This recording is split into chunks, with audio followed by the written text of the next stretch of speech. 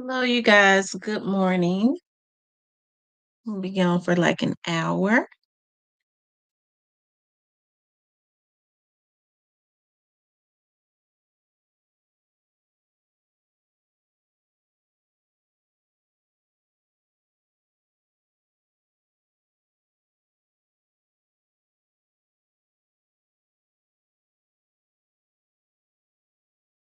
Yes, I am going to be on for about an hour. I'll let you all start getting the notifications. Guys, what's going on this morning?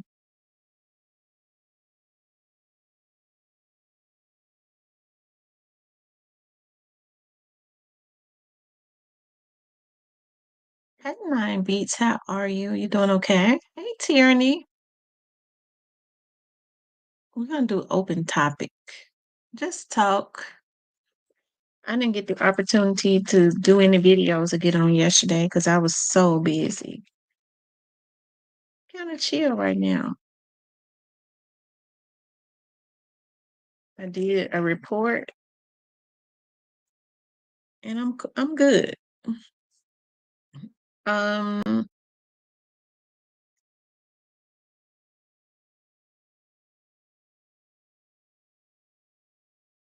Hi Ashley. How is everybody doing?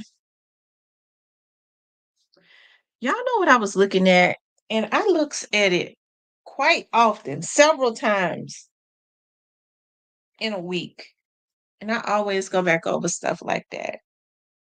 I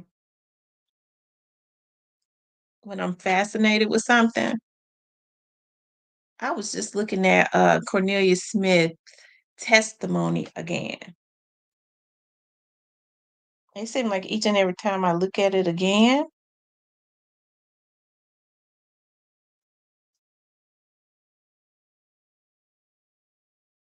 hey Jason, you find more nuggets. Um, but for the most part, it's open topic. I was looking at the news. It is so much stuff going on that it is ridiculous. It is. It's a lot of stuff going on that we gotta, I don't know. We just have to be very cognizant. Last night, one of my clients had walked into my studio, had a big gun on his hip. I said, "What? You got a gun on your hip?" What did I say to him? I said, "You have a gun." I was kind of joking with him because he had been having issues with somebody else. He was like, "No, I don't. I have a gun on my hip because," he says, "for these little thugs that tried to rob me on Thomas Street." I said, "On Thomas?" I said, "On Thomas Street?" He said, "Yeah, at a grocery store on Thomas Street in Fraser." And he says that he went into the grocery store and the security, because it had happened the night before, security saw them pull up. The game is, so y'all be careful when y'all going into that butcher shop store on Fraser, on Thomas, that's in Fraser. This guy, I said this guy be standing up against the by the door on, like he on the phone, but he actually be giving them, letting them know like when the people get ready to come out or whatever, keeping them updated.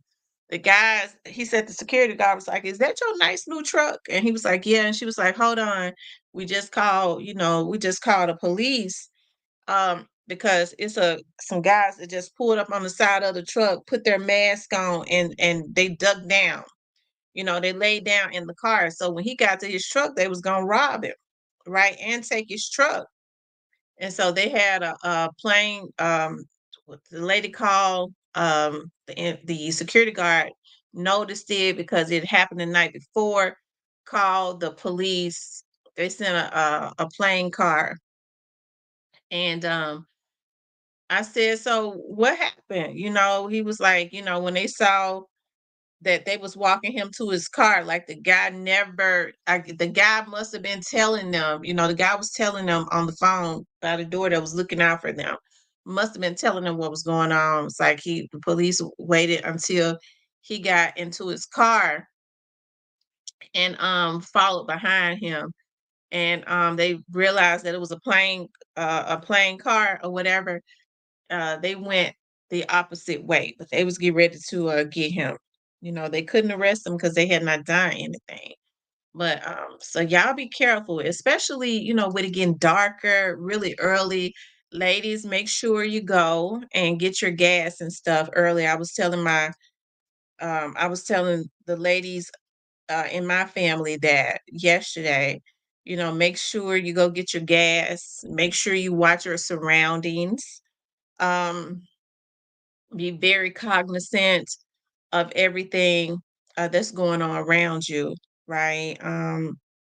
I even took some extra precautionary measures as it relates to my daughters. But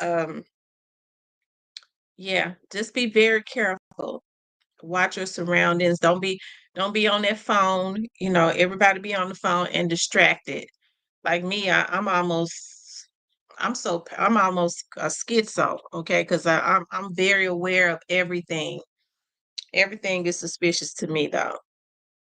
You know, um, and definitely don't stop at the gas station at night. That's just asking for problems because they don't care. Hey, Harold, what's going on?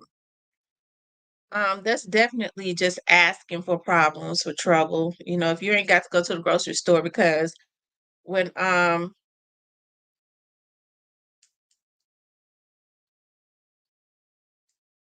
it probably is because your gram is private. It might be page T clean, but normally I don't know.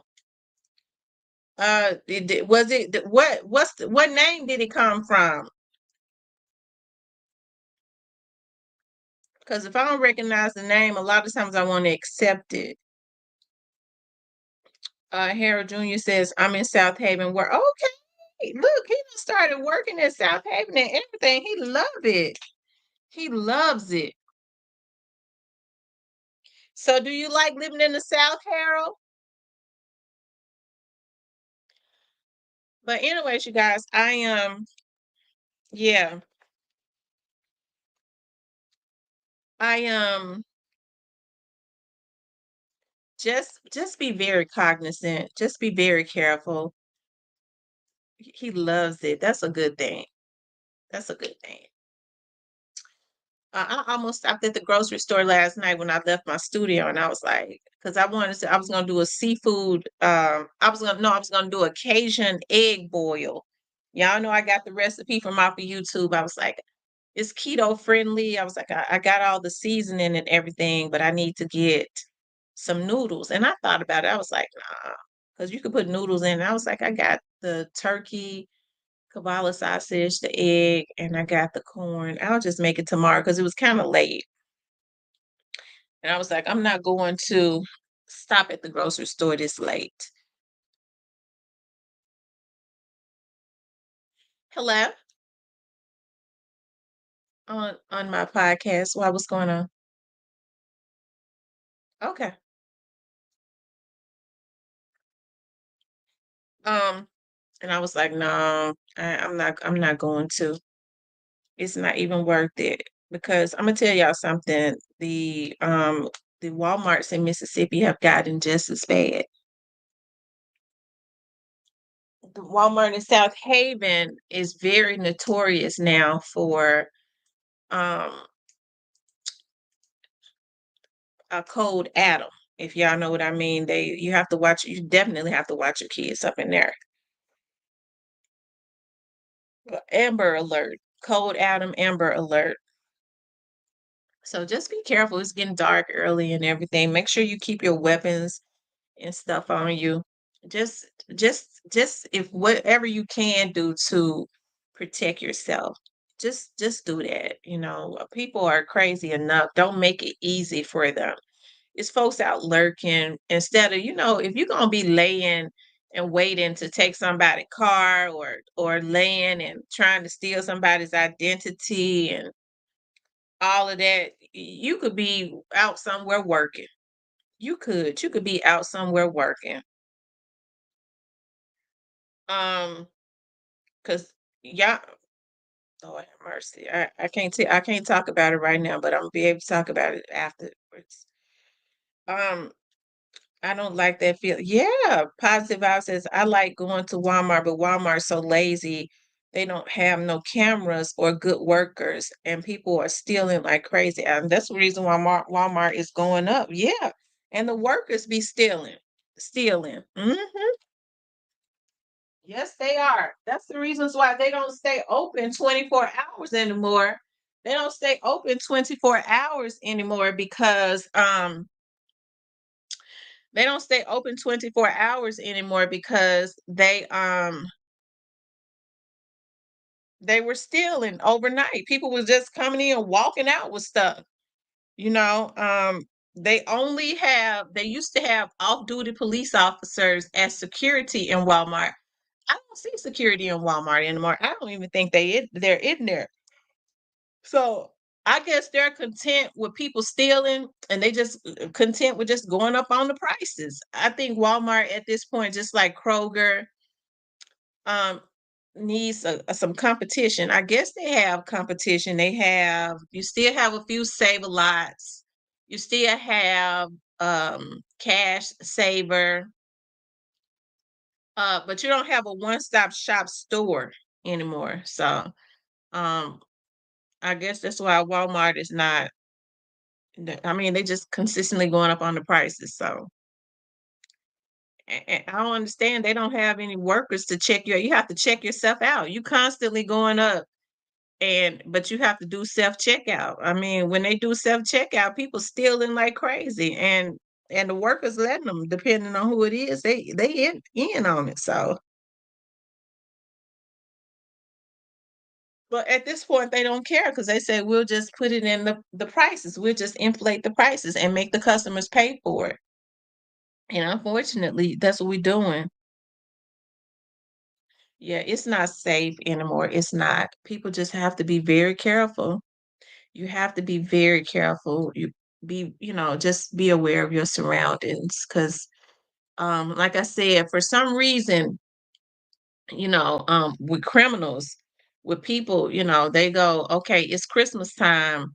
More people are working second jobs to make money. So this would be the perfect opportunity to get them instead of them just going and getting jobs too. I mean, people start hiring for seasonal workers. They give them as much overtime as they want, but instead they would rather lay in cars and wait for people to come out with their Christmas stuff, and rob them. So it's really just sad the way things are now. I can't understand it. But of course, I guess it's not for me to understand the mind of people. It's not.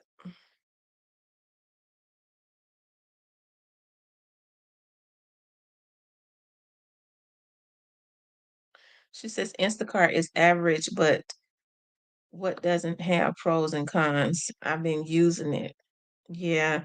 A lot of people are doing it now. They're ordering their stuff. Sometimes it's best to do that. That's a way to save money because if you go into a store, you're subject to spend more. Only thing about Instacart is you have to worry about them stealing, that somehow they're able to charge more on your card. It was somebody I know that was having issues with Instacart. Yeah, it's just better to order stuff now. Or when you go into the grocery store, make sure, because I know somebody would go, I buy groceries. I like to buy groceries fresh. I go to the grocery store. I go whenever I get ready to cook, I just go and buy it. I go to the grocery store every other day. I mean, it ain't fresh in the grocery store. Hell. So you may as well just buy all your groceries so you won't have to go to the grocery store every day and let it sit in your freezer. It's sitting in the freezer of the grocery store. That's what people don't understand. I want my meat fresh. Hell, it's been sitting in the grocery store freezer probably for a month. They change the date, put color on it, make it look like it's fresh. I was on Goodman the other day, 51 in Goodman. A man was found unallowed in a ditch. He died from starvation. Oh my God. And that's what I'm talking about. That's so sad for somebody to die of starvation. That bothers me so bad. That's why I was telling you all that now.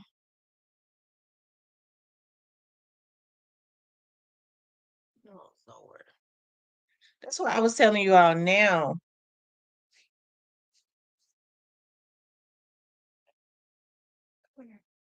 I don't like dealing with difficult clients. Um, I listen, when I see that somebody is hungry, I do not hesitate to buy them something. Yeah, I know that's hurtful. Hey, Bree Fabulous. That's hurtful when people are dying from starvation.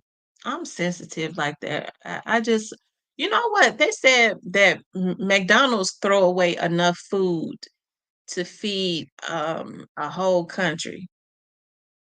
So why are people starving? So we would rather throw food away than to feed those that need to be fed.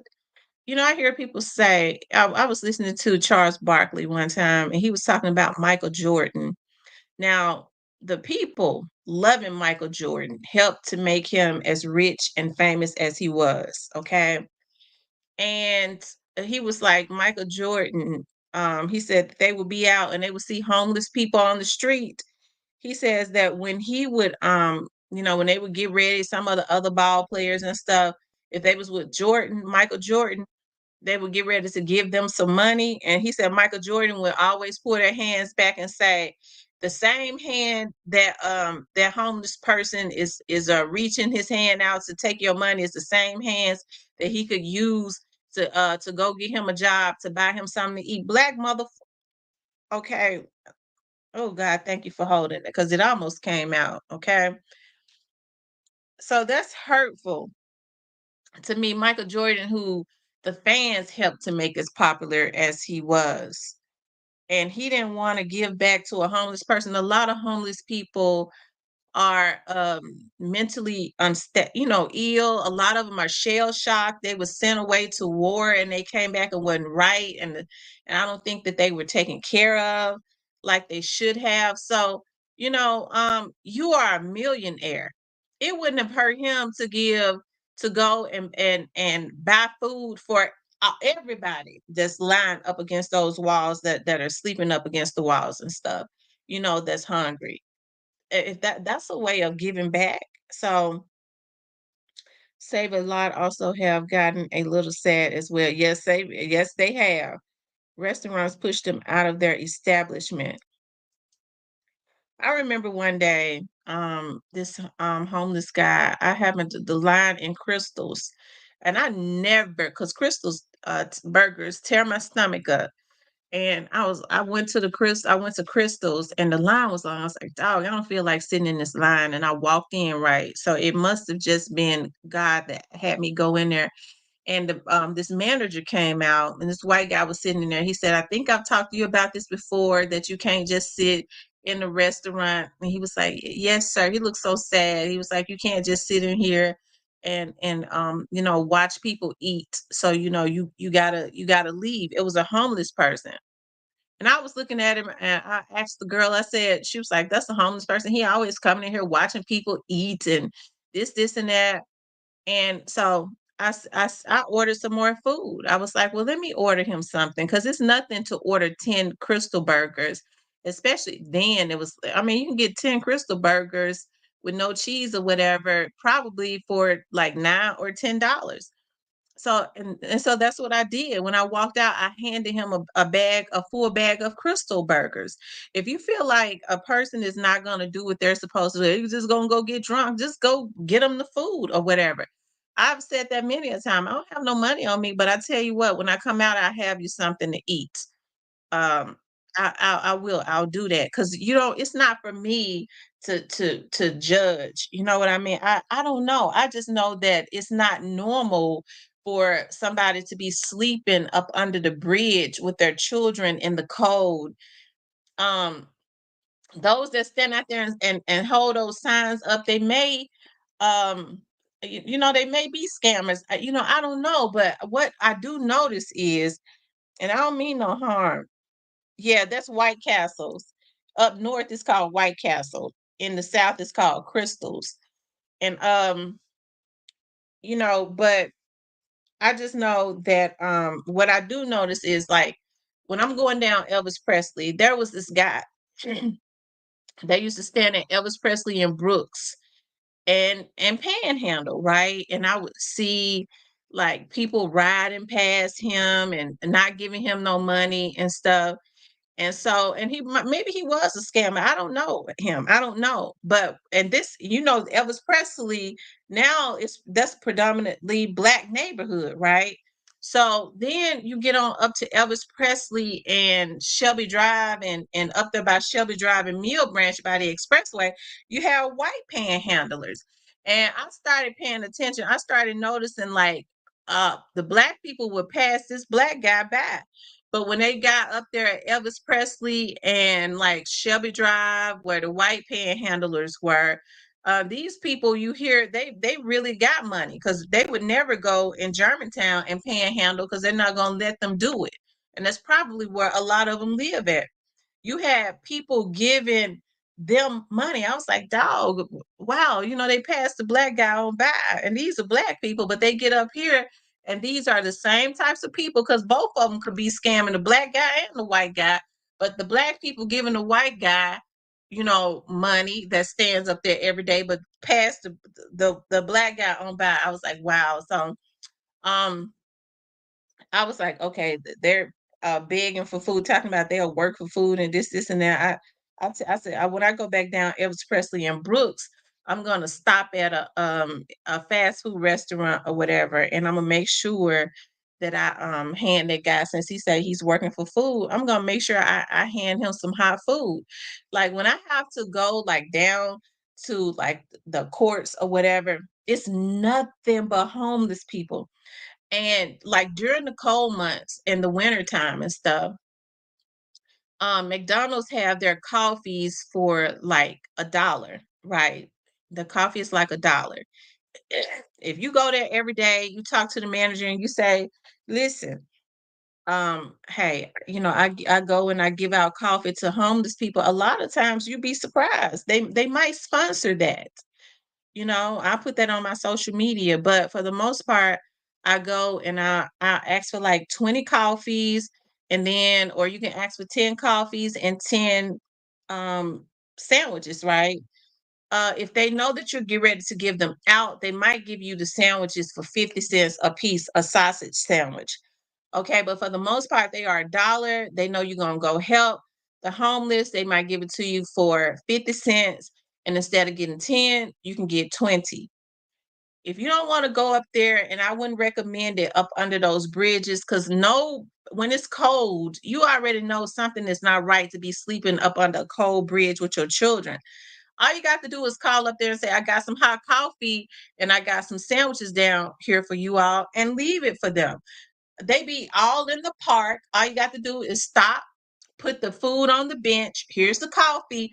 Here are the sandwiches. Hey, holler in the park. Listen, here goes some food right here, and just drive off if you're scared of them. I ain't scared of them though. But instead, you have people that make the most money, that works downtown, that lives in the downtown area, and they pass, and the politicians going to work every day, they pass those homeless people just right on by. Y'all, it's something wrong with that. I think we have heart issues as it relates to I gotta keep my money, but you go into the casino, losing every damn dime you got, spending money on things, so that you getting something new every day so that you can jump on social media and wear it one time when nobody gives a damn and don't even notice it. I just believe, and people can do whatever they want to with their money, but I just believe that we just have heart issues. A lot of stuff that we complain about, if we came together, it could really be taken care of. But I don't know. Everybody is for self, you know. Everybody is for self, and the sad thing about it is, ain't nobody really getting nothing because everybody is for self.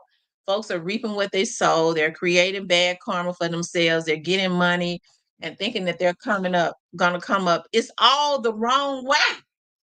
It's all the wrong way. If I was thinking about this, something we was doing yesterday, something that's going on. Hey, I was thinking about, I was like, dog, I always think about straight drop, what straight drop tried to do. Straight drop and Cornelius really, but especially straight drop.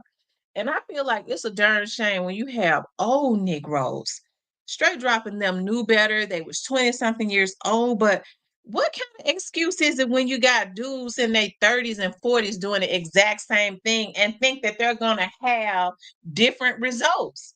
It's pretty sick how we consistently create bad karma. Whereas when we're digging ditches for other people, taking money to set up other people and think we're gonna get away with it, we could be taking that time to create something legit for ourselves.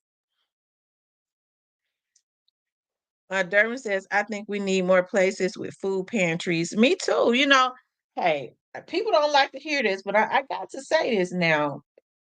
I got to say it. My mother is an evangelist. I grew up in the church, but I'm not saying I'm a Bible scholar, but I do know where it says in the Bible, because you have a lot of pastors, not all of them, that will put, will a man rob God with the tithes and offerings? But they leave out the part where they says that you're supposed to take the offerings to the storehouse and they're supposed to be stored up for the women, the widows, and the children, which means that the community is not supposed to be hungry. You're supposed to have a storehouse for the homeless and the needy to be able to come to the storehouse and eat. That's what we leave out. And so I just have issues with that. I do. I have issues with it. Right. It's not as much sympathy because everybody's for self.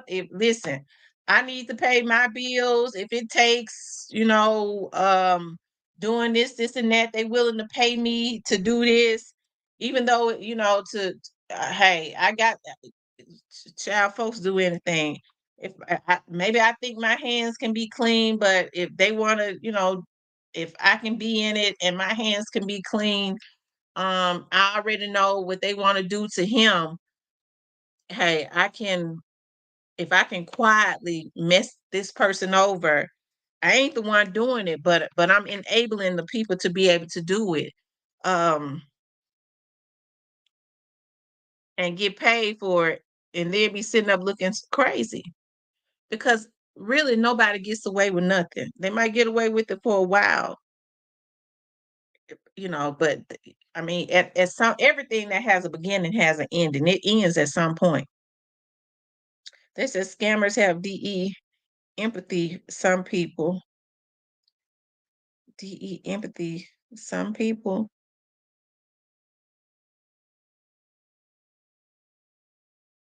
scammers are pathetic. It's more and more scammers. Yeah, these folks doing everything. I'm telling you now, they're doing everything. But if we turn the blind eye and not say anything, um, at some point it's gonna be you. At some point it's gonna be you. So we have to stop that pipeline as it relates to these scammers.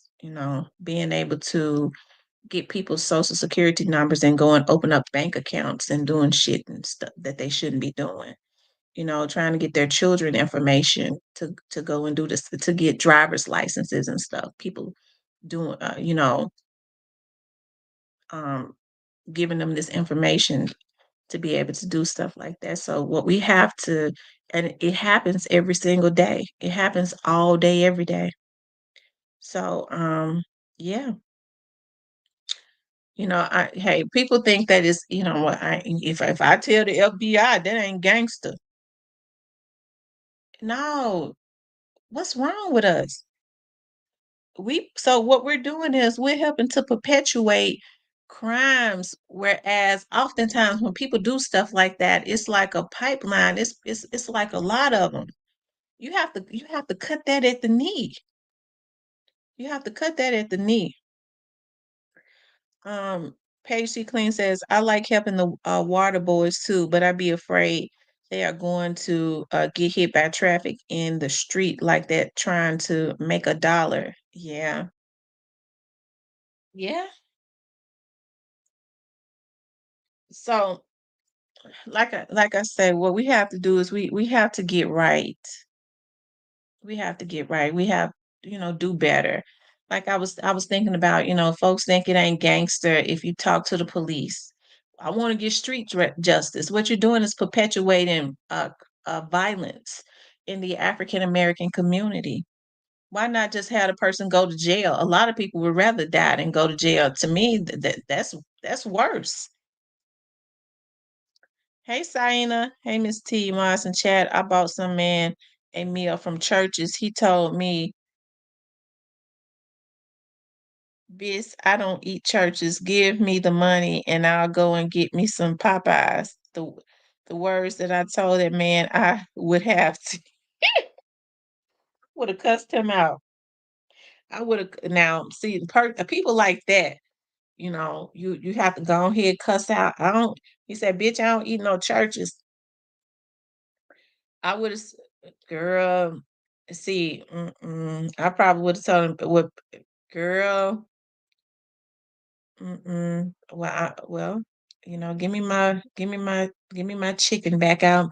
I'm gonna take it and go um and go give it to another homeless person. And then I probably would have told him, and since you said it like that, bitch, eat your dick. I don't care if you don't eat. Bend down when you get hungry. Bend down, bend over, and eat your dick hole.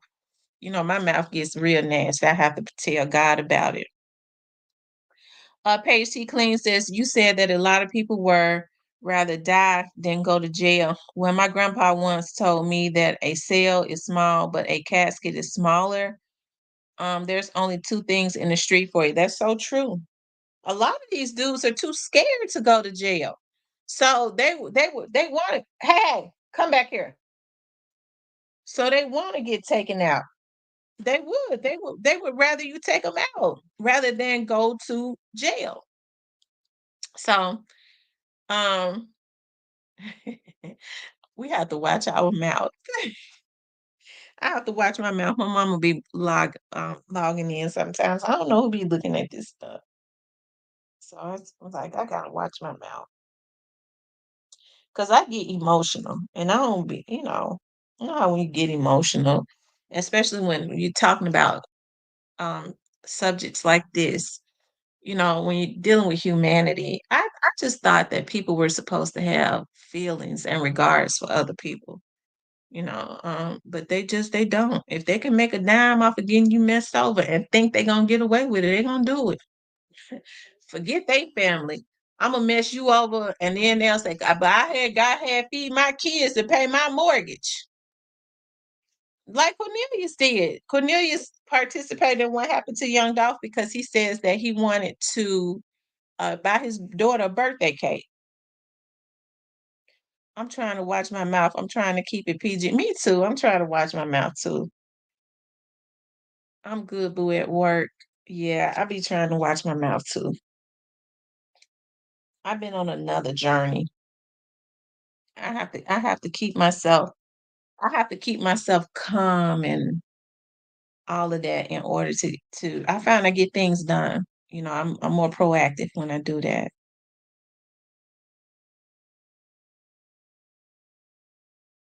But we're just talking about it's an open chat. We're talking about humanity and how we just got to do better, create some good karma. You hear a lot of people say, I don't give a damn about none of that. Nothing good. It's just about what I can get. People like that are evil. I don't care what I put nobody through. It's about me and mine, and really it ain't about theirs. It's just about them. Folks like that ain't no good for this earth. They're really not. We could do without them.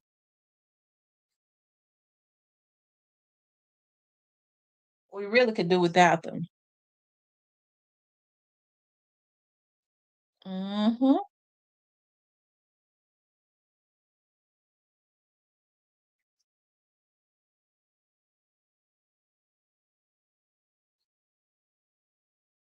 I said things I couldn't believe I said that. I snatched the food from him and ran to my car. I was trying to send you the Wicked film interview about Straight Drop being treated like a king in jail. Can Yeah, when listen, when I saw that, I didn't believe it. When I saw that, I was like, "Dog, are they trying to um, are they slick? Cause nobody else would have said that. If he was getting treated like a king and that's supposed to be your dude, why are you putting that out there like that for everybody to see? It seemed like to me that you wouldn't want nobody to know. It seemed what you doing? It seemed like to me you wouldn't want them. Come on, come on, mama. It seemed like to me you wouldn't want nobody to know that he getting, special treatment and stuff like that. And so then I later found out that it was true that he was getting that special treatment. It's hearsay, but fascinating. No, it turned out it's true. It was true. He was it was certain people, certain folks that I think a few people got. I think one girl got fired, and the other girl ended up resigning because she was about to get fired. And here's the trip part. They was paying her so good. Somebody on the outside was paying her. She started a little business, and I won't say what the business is because I ain't trying to do that. But the business that she started, some of the rappers from around the Memphis area would let her come in to their exclusive parties and set up her business, and do her thing as far as like whatever product she was selling. And she built a house from the ground and then ended up having to resign. She, went and got a BBL, I'm told. Um, She was the one that was it was 2 of them that was caught down there, um 2 of them was caught down there, twerking. They thought that they was out of the view of the camera, but they caught them down there when they got the BBLs. Somebody paid for the BBLs. Now I'm told that Juke paid for one of 'em. Now that's the rumor. Um, but they was twerking for straight drop and,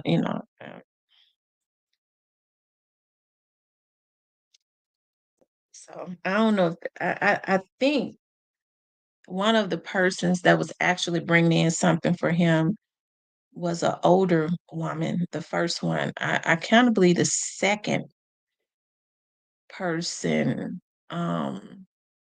well, no, the one that was bringing those phones in to him in the beginning, it was the same person. It's just that when they got wind of it, the last two phones they allowed so that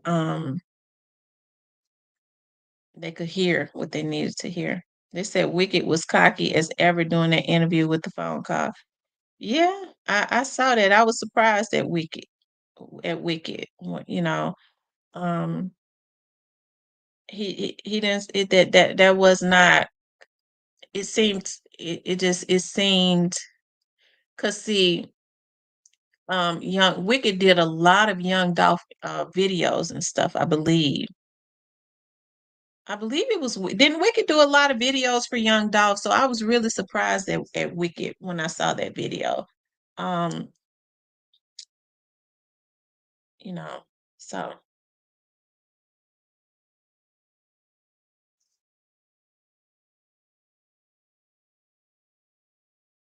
Thank you, Lorenzo. Thank you so much. I appreciate that. I think that we thanks for introducing me to Goose Creek candles. I ordered a lot. Girl, don't they smell good? Girl, they smell so freaking good. They smell so good. I ordered so many of those Goose Creek candles, it don't make no sense.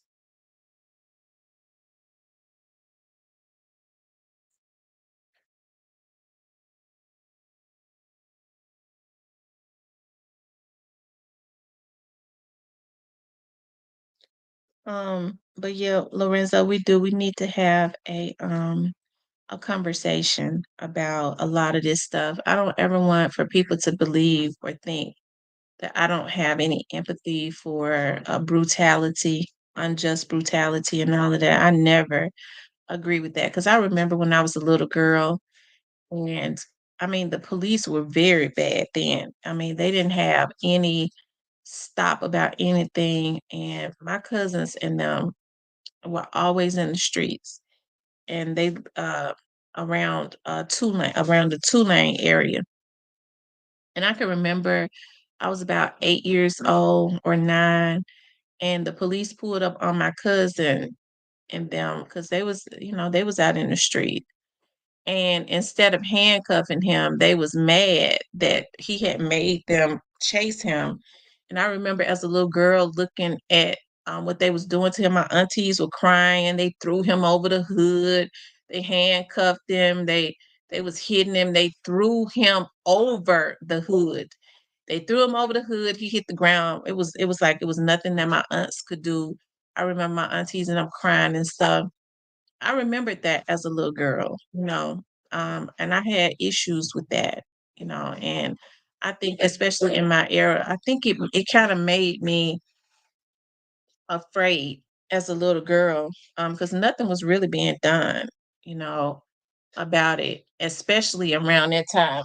It made me afraid of the police, and it was so weird because I wasn't even supposed to work for the police. Like it was just really weird how I stumbled up on that job. Like I remember I was I stumbled up on that job because I'll never forget. I was downtown and I was pregnant with my second baby. I don't think we should defund the police. I don't. We need good law. We need good police officers to enforce the law for criminals, but we just don't need the bad ones. And I stumbled up on that job. It was just it was this real tall police officer. I was looking for City Hall. I was like, I gotta get a job because I haven't told my dad I'm pregnant yet, and he gonna have a fit. And I went down there and to fill out an application at City Hall. I didn't even know where City Hall was at. It was so hot. And I was still that was around the time I was still having sicknesses because I threw up always almost a full 9 months with my babies. They had me so sick. And so I remember this police officer was like, I was like, "Sir, can you help me?" He said, "Why are you down here looking spoiled, acting spoiled? You look like you spoiled." And I said, "I'm trying to find the place where you go and fill out an application for a job." And so he pointed me. He said, "You see that tall building right there?" I said, "Yeah." He said, "That's 201." I said, "Really?" They told me that the place was down here. He didn't know. I was supposed to go into City Hall, but he pointed me towards 201. He was like, "Go up there to the 12th floor." I said, "Okay." And I went up there and I just ended up the lady thought that I was somebody else's child. She thought I was another police officer's daughter. And she said, "Oh, I've been waiting for you."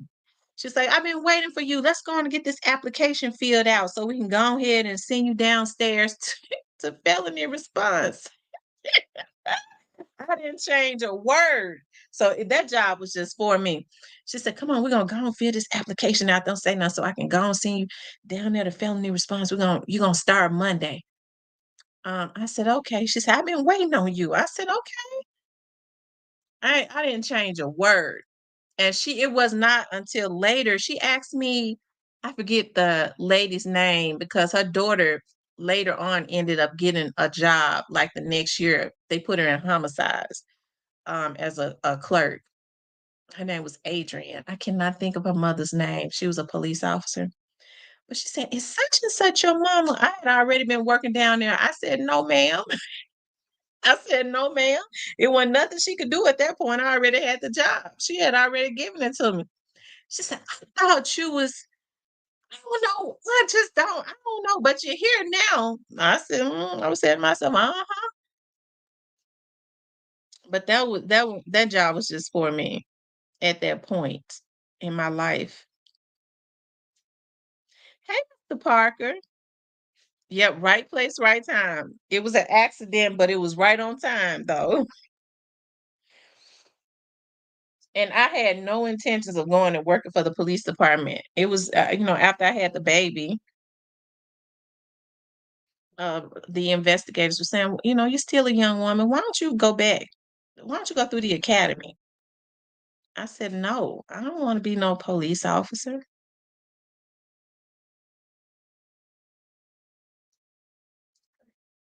But it served its purpose for the time that I was there, right? It did what it was supposed to do. I think everything has its timing, and then everything is not meant to be. It serves its purpose, and then you move on to your next assignment. I believe in that in life. We have assignments. Some assignments are lifelong, and then some assignments are short assignments to get us to the next destination, right? And that's kind of what happened. To meet people, I met a lot of people. I still have a lot of lifelong friends. Um, that I've been, friends with for a very long time. And that was just a part of my life. And then it took me to my next destination, you know. So that's normally how things work out. So as I get older, that's why I don't really get devastated by anything. I think the one thing that really I get upset, I get hurt by, when people are mistreated because I'm sensitive. I don't like to see people hungry. I don't like to see animals hungry or get mistreated. Um, yeah, but I want the thing that really devastated me probably that really, really devastated me was my dad passing away. Because as I get older, um, and then even since then, now, even when I think about stuff, I go, "Oh my God." And I go, "No, I don't know. I think I be channeling my dad because we was thinking about something I was thinking about something me and a person was looking into last night. It's something somebody has done to me and is still trying to do. And they was like, "Wow, this right here messed up.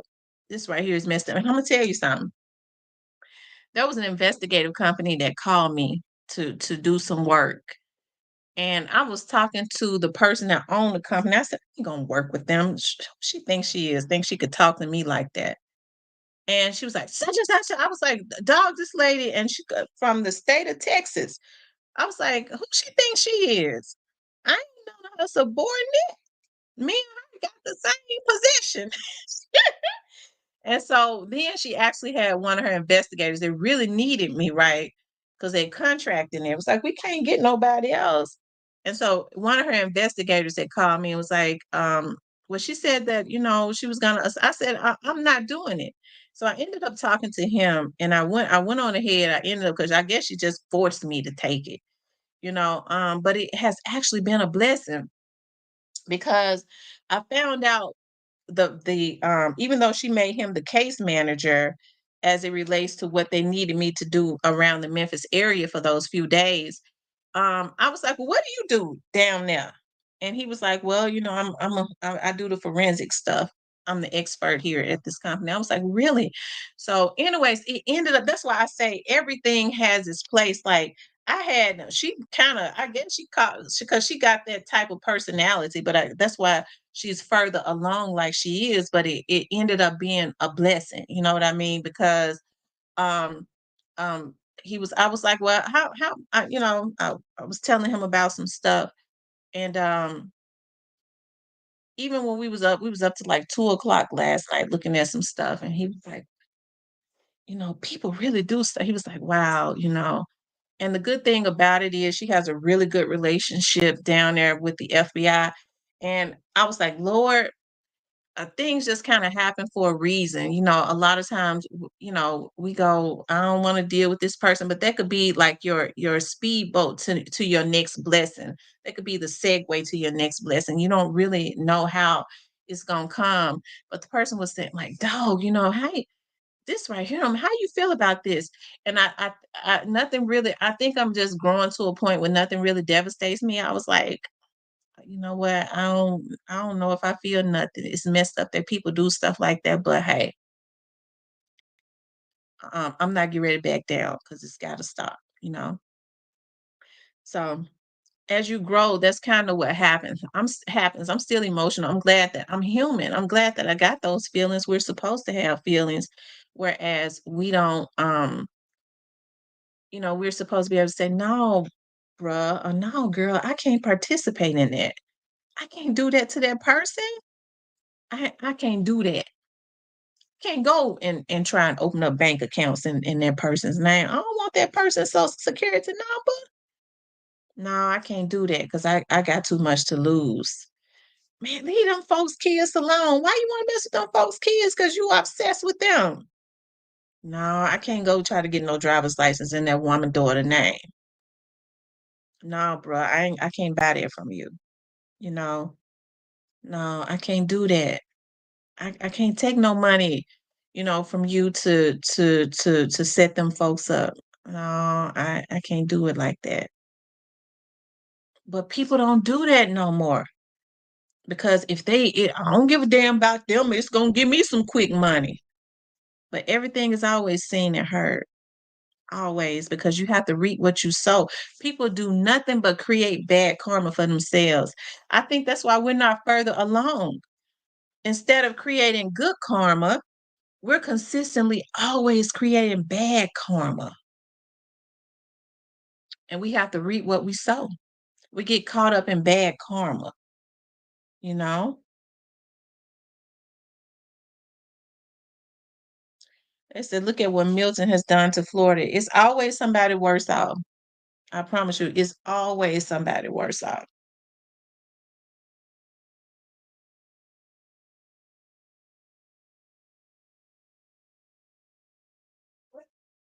So you have to always think about that. You keep your head on straight and just tackle.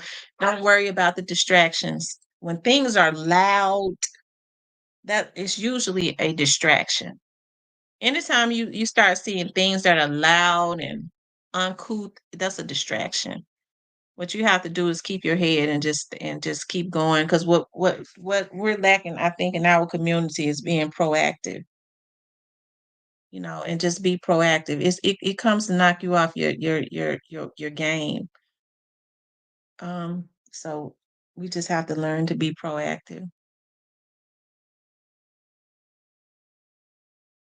When you keep that calm spirit and keep your mouth, I just believe, my mother was telling me, my mother reminded me of a scripture. Even last night when I was telling her some stuff we had found, and she was like, "In quietness and in confidence shall be your strength to work this out. Don't worry about it." I get to thinking about what my dad say.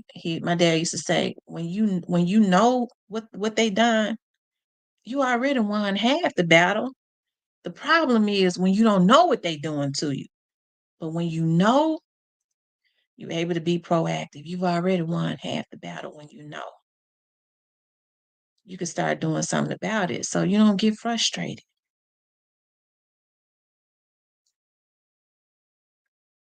Um, Miss T, I just found out my granddaughter is having a baby girl. Oh my God. That's so awesome. That's so awesome.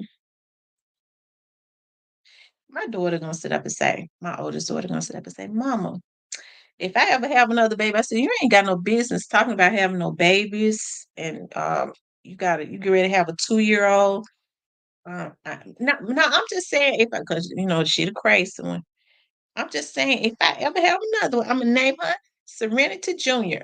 I said, Lord have mercy. I thought I was doing something nice when I named you that name, and you done gave it a whole new meaning of something that ain't good. Would you ever wanna give your daughter, if you have another one, your name and call her Junior? It's just crazy. Straight to the point says, "Your pops lives through you, queen." Yes, he does.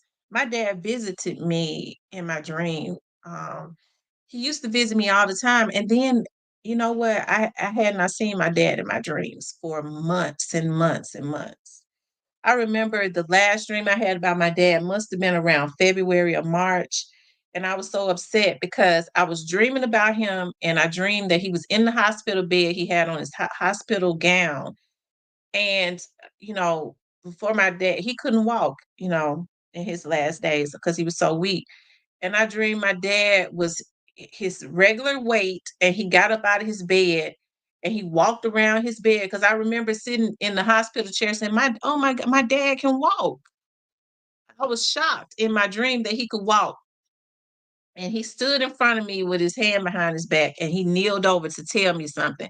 And somebody started ringing my phone, and that made me so mad. That's why now, like, I sleep when I go to sleep, I turn my ringers off on my phone because that person was calling me early, woke me up out of my sleep.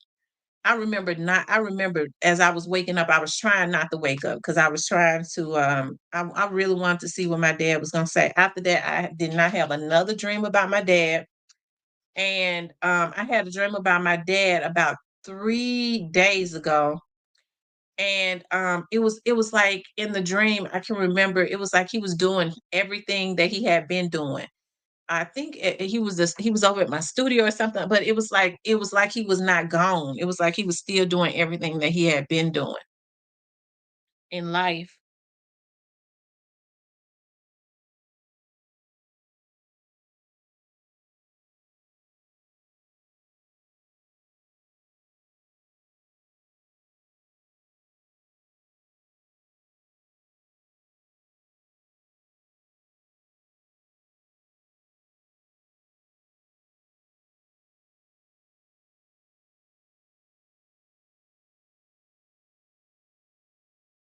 Mhm.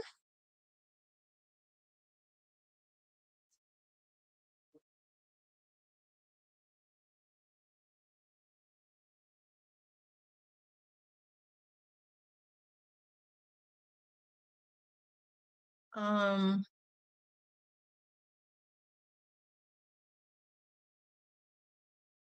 it's getting colder and colder. I mean, I think it's gonna be 69 today. Was thinking, I was like, wow, I wish I could take another vacation before, that I do know I gotta be in Missouri and for some training and soon.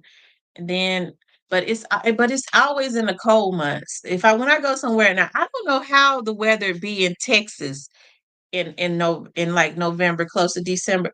How is the weather in Houston around November, close to December? Like, does it be hot?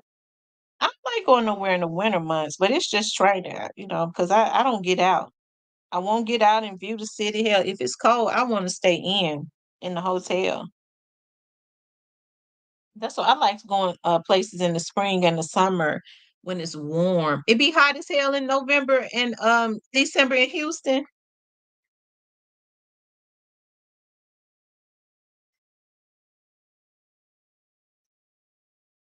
Oh wow.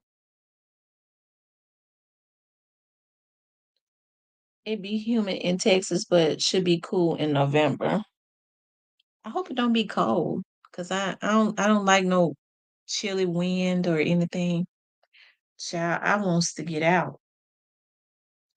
I mean, I've never been to Houston. I've been to Dallas. I've never been to Houston. Houston is cold in December. Oh wow. Just my luck.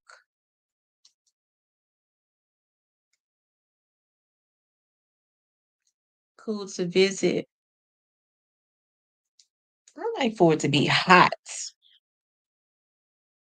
so I could put on my sandals and my sundresses. Teresa said it's hardly ever cold in Texas. I've never been to Houston. I hear that Houston is huge. I hear that it's way I hear that it's way bigger than Dallas. Y'all know another place I want to go in Texas? Y'all gonna say, I know this lady cuckoo. I've always wanted to visit Waco, Texas. I've always wanted to visit Waco. I don't know. I think it's just because of the name, but I've always wanted to visit Waco, Texas. Nobody ever talks about vacationing in Waco. Now, I've been told now, somebody was telling me about the turkey leg shop. I should go to the turkey leg shop that's in Houston, the turkey leg shop, and get a turkey leg. I always wanted to visit Waco. I don't know why.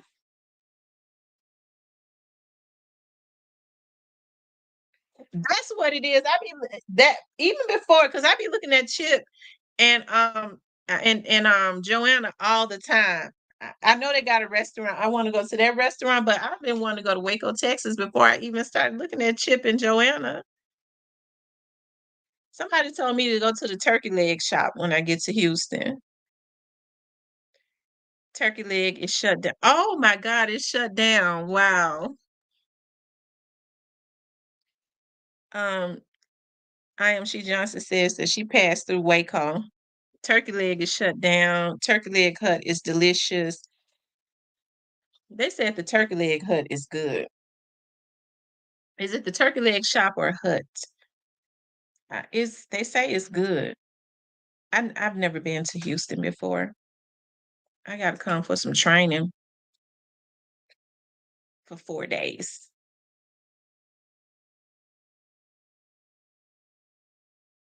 I got to come for some training, and then after that, I'm gonna try to do like as many videos as I can. I don't know how many videos I'm gonna be able to do after that because they're gonna send me on location. I'm gonna send me on assignment rather. Says stuffed Alfredo turkey leg. Oh my God. I am such a Alfredo pasta. I've been making Alfredo though. Jesus Christ. Hello. Why? What's going on? What's wrong? I'll be off in a few. All right. Poor thing. I got a relative that's going through a divorce, and they be wanting to call and talk all the time.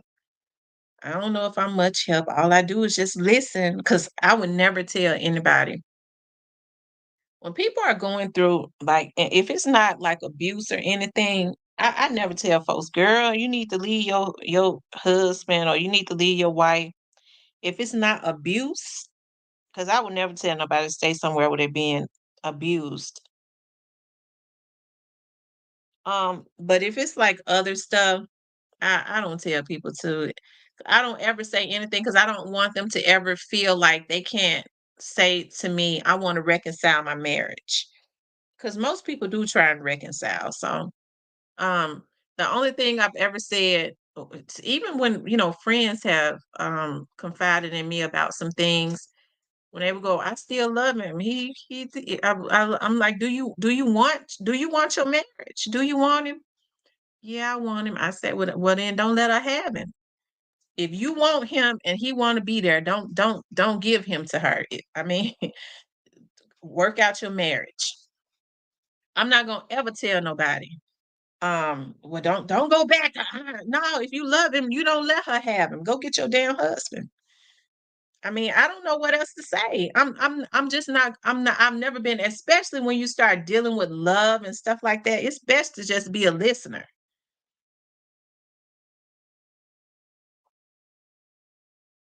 If he gonna act right, he say he gonna act right. He want to go to counseling. Go to counseling with your husband and take him back if that's what you want to do. I don't like to make people feel like that they gotta hide it and make them feel bad and all of that. Because you have to understand when a lot of times when people sitting up telling you what they wouldn't do, given the circumstances, they would take more. So you have to be very meticulous about that. So that's why that's real iffy, especially when it comes to marriage. Okay, especially when it comes to marriage. Now in this situation, that's a relative that I'm very close to. He's done some foul shit. You know, he was a provider and stuff, but he's done some stuff, but she still loves him. I think he's having a change of heart because he when he was mad, he was out there doing things he shouldn't. He deleted everybody that was related to her on Facebook. I looked at my Facebook. I ain't even been logging on there much.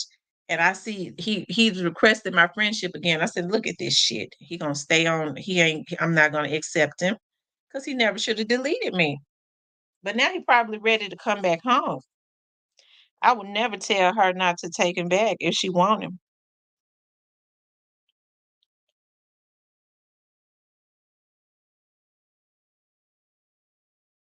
He says, "If you know, you know."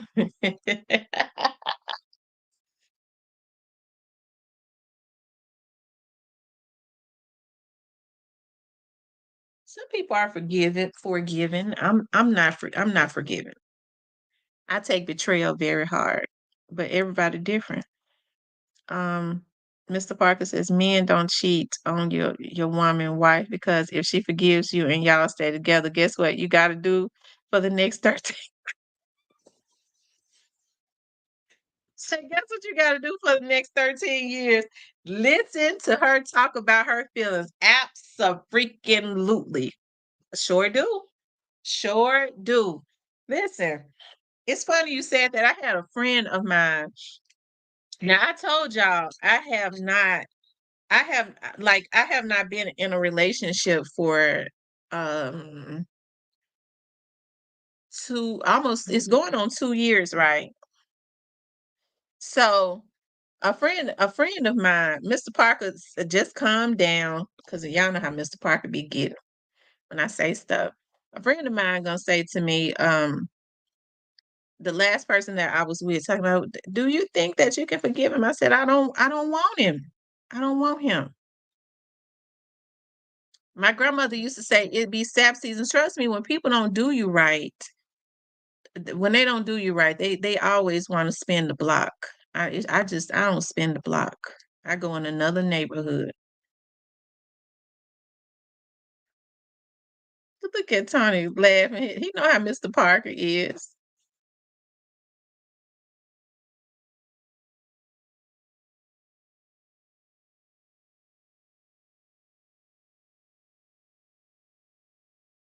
Look at Cypress talking about pimping. Yeah, once you cheat, for me, once you cheat, I'm done because I don't cheat. I don't cheat. That's why I take betrayal so hard. Because when I'm with somebody, I be I be in love for real. I know men, they don't associate love with they don't associate love with what y'all doing? The hell y'all doing?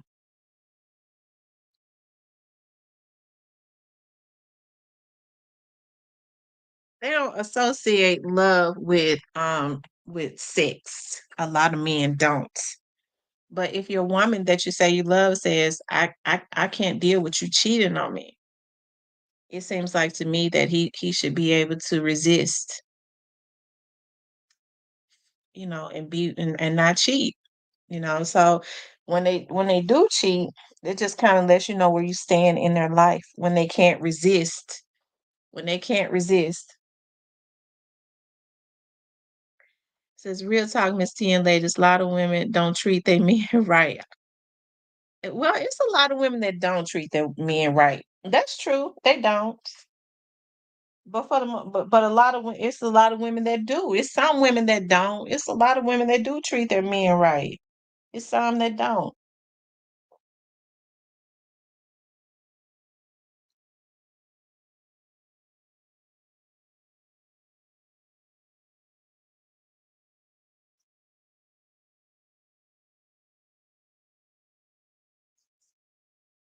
Yep, it's some that don't. But there are a lot of women that are good to their husbands and their men.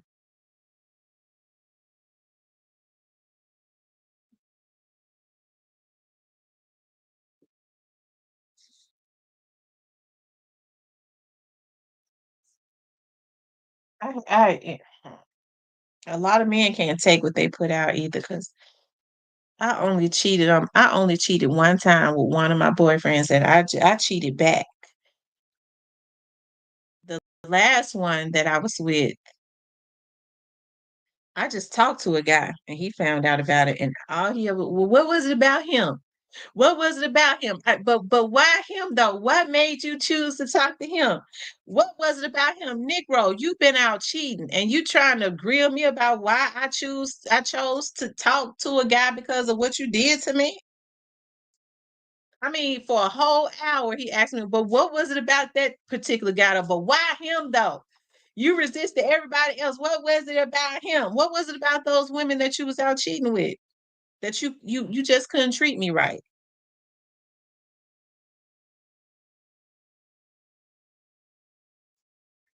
Cypress says, F all the love, just hit it and quit. Oh, Lord, Cypress, please. Please, Cypress.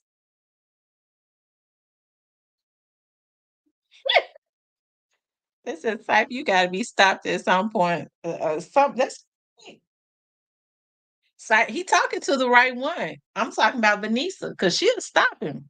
That's why he's scared to come to Memphis now. He's scared to come to Memphis because he already know it's easier that way. Sight, hate it, but that's facts. She Johnson, you ain't my twin.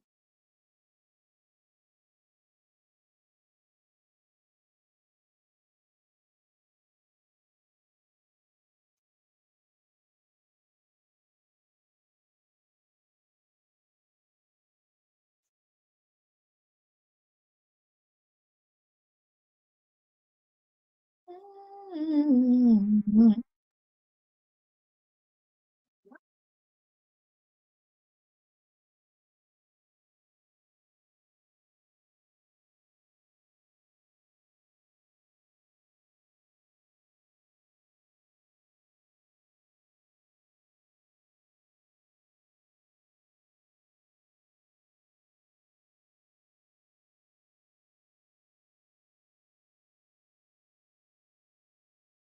I guess I should have said Austin. You're right. Dallas does get cold. So Austin doesn't get cold. So is Dallas north of Houston? Because I think Houston is like closer what to Shreveport, Louisiana. Auntie number two gonna put him in the trunk. I'm telling you, she gonna put him in the trunk. He kept asking what was it about him because he thought he was perfect for you. Pure narcissism. That's true. That's I mean, I thought he was perfect for me too until he showed me he wasn't.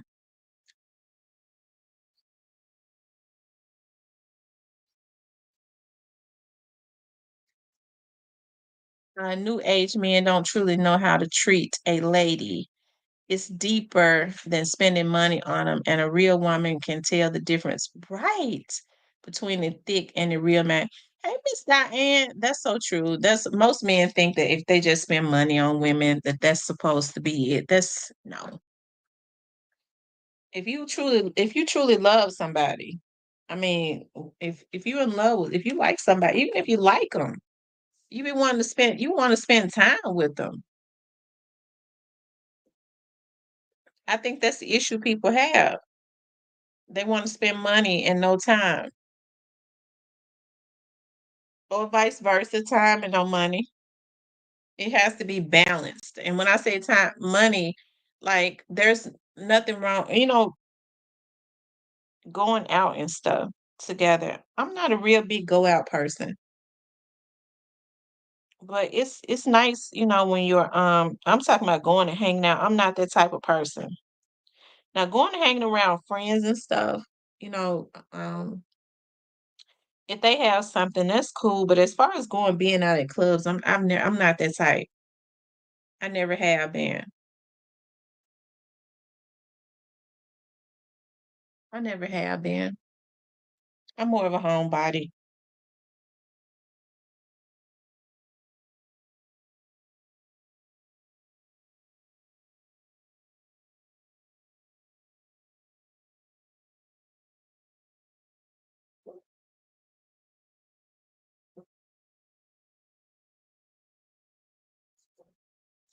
What y'all doing?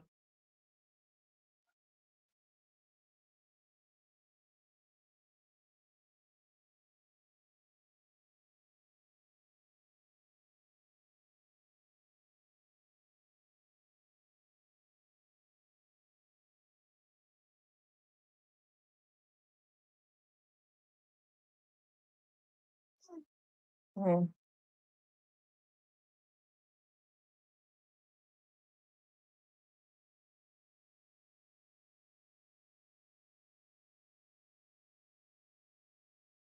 Hold on, y'all.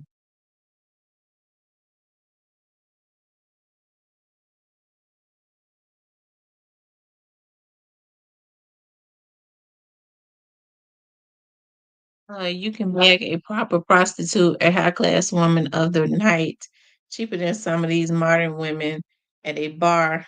I'm just real. I'm just being real enough. But why would you want a prostitute though?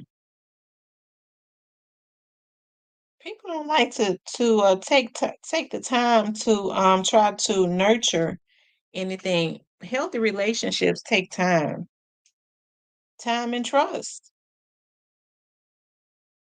People don't get that because most folks like to play games, and then by the time they want to be real, that person don't really feel the same about you no more. I mean, that's just the truth right there. Be quiet.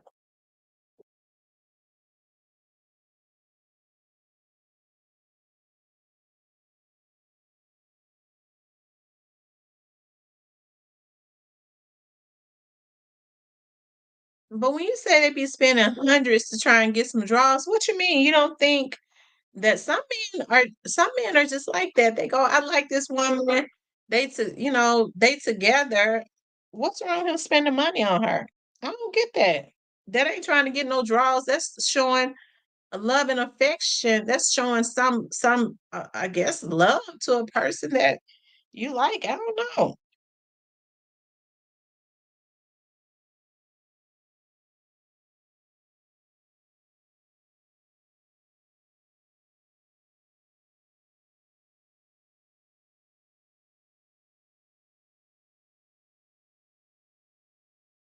Mm-hmm.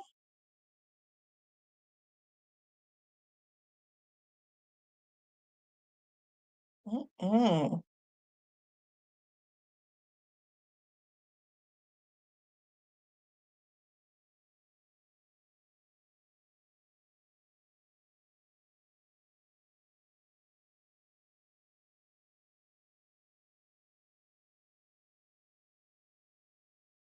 Um,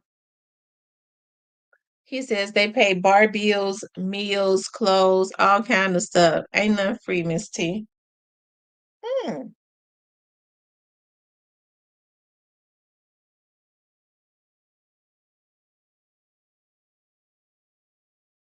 Bar bills.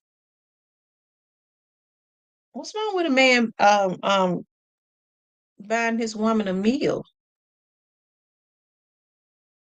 clothes, all kind of stuff? Hmm. Oh no.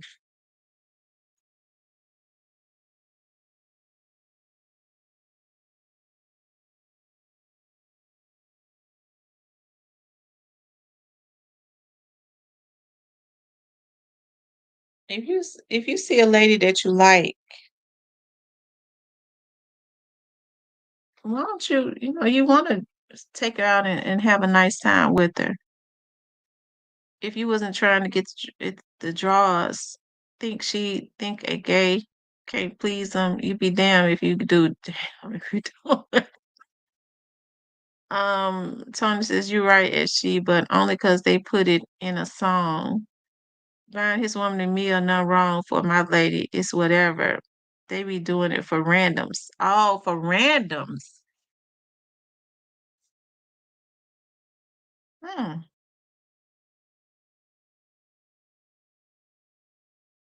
Mm-mm. Well, he had the wrong thing in mind.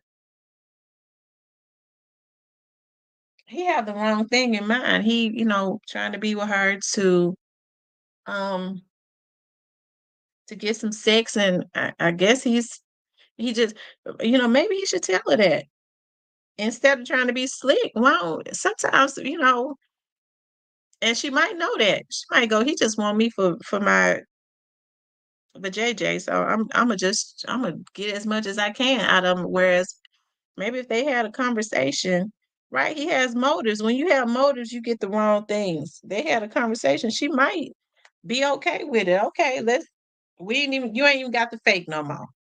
This is what I require. Hey, rest in peace, young dog. I ain't seen you in here in a long time.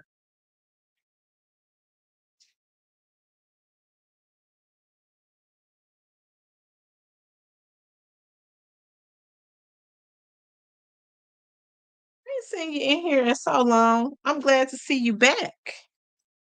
What's the word? What's going on in the streets?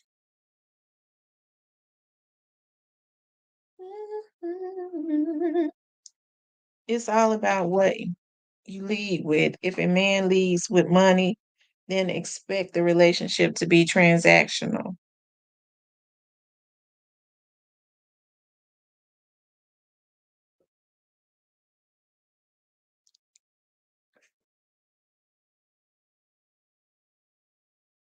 He said he think it's getting ready to get back crazy. Why? What happened?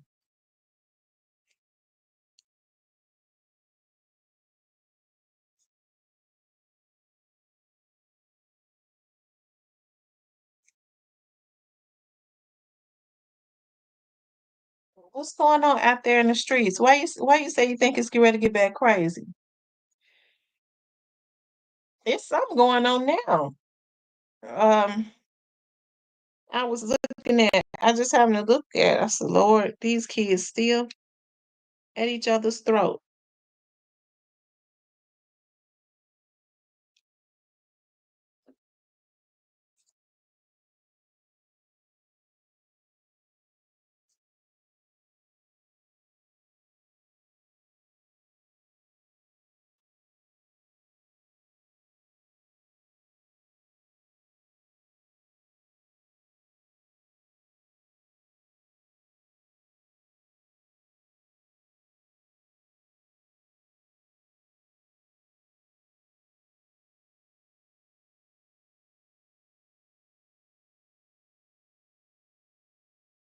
Who is Big Scat?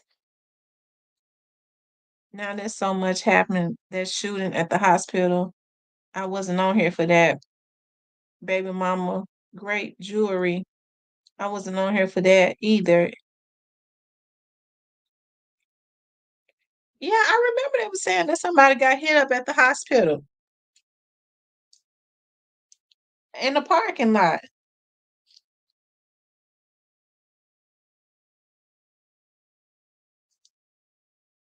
Oh wow.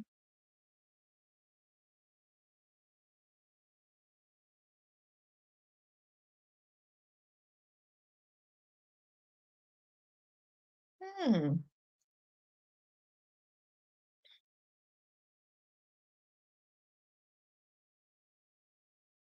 Good God Almighty. Yeah, at Methodist North. Mm-hmm.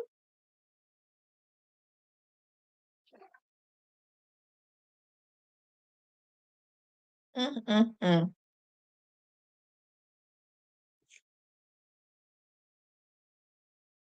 Mm. What happened with that? Mm.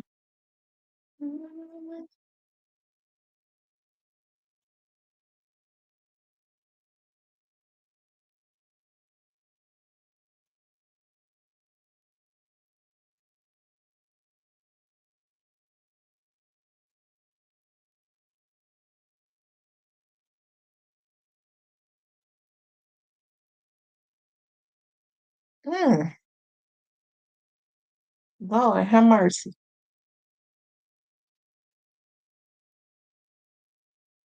This alleged his childhood friend backdoor him and line him up for 10K. Lord have folks lying. Mm. You got people doing it for less. It's sad. What's going on? Y'all, mm-mm.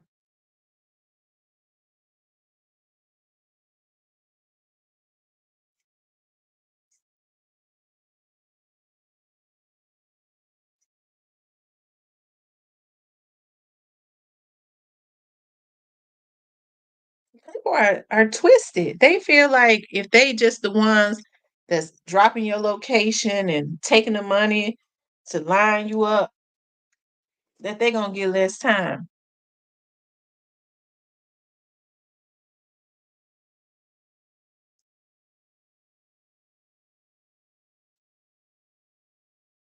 I told you, you heard Kenise. I ain't had no problem with him. I just needed the money. That's what they all say. I ain't had no, I ain't even no. Hey, I was just in need. I needed some money.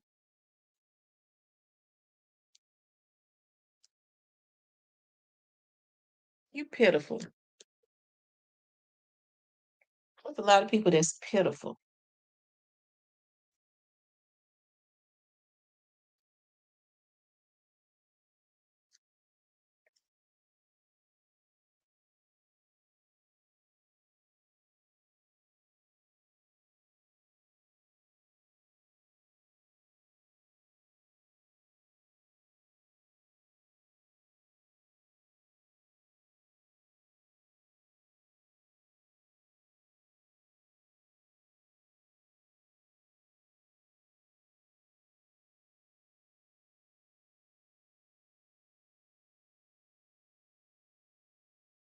Mm, mm, mm.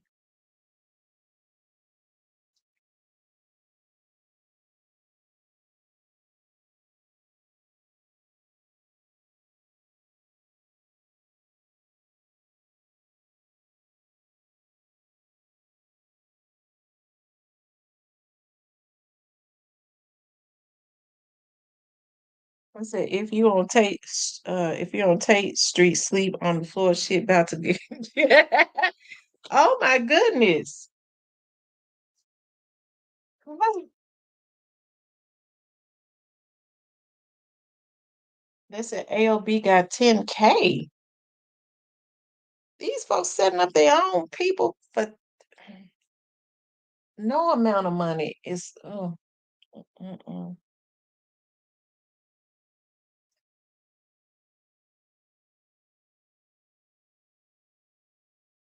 Hey Tracy, Mr. Parker said conversation got turned, ain't it? It's open topic. Lord have mercy.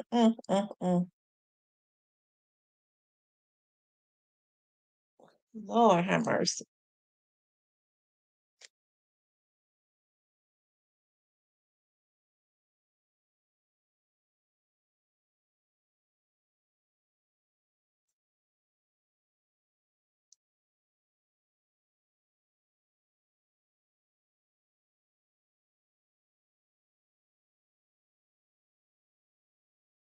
Mm.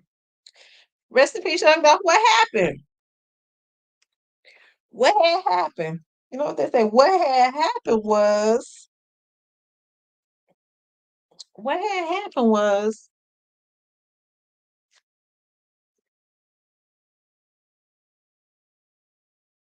how Memphis feel about the police verdict. Federal case. You talking about in the Tyree Nichols?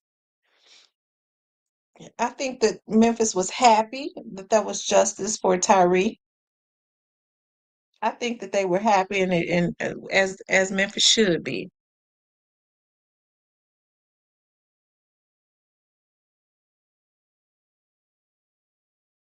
They did Tyree dirty. They did him dirty. That was evil. What they did to him, that was dirty. I could hardly ever watch the clippings of that. They did that boy dirty. I think they said Tyree was autistic and everything. You know, how could they? How could they? How could they ever do a human being, whether he was autistic or not, like that? How could they? Evil.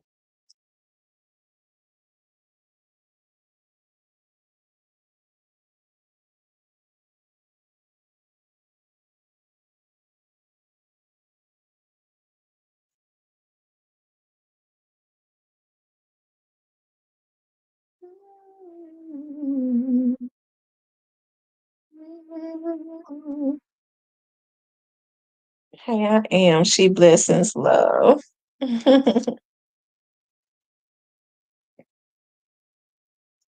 They said, was he CMG affiliated?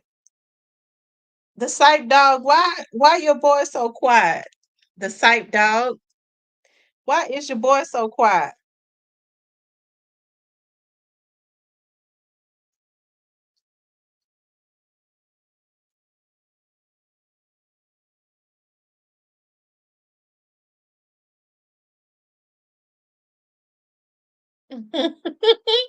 Why your boy so quiet, Sipe Dog? Cypress be getting quiet when I ask him that.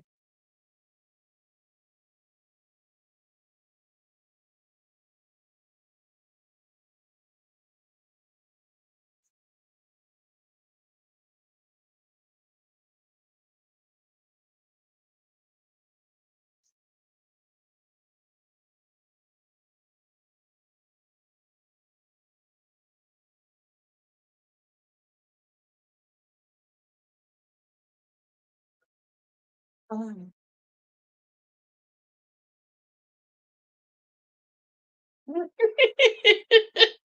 Cypress said he traveling.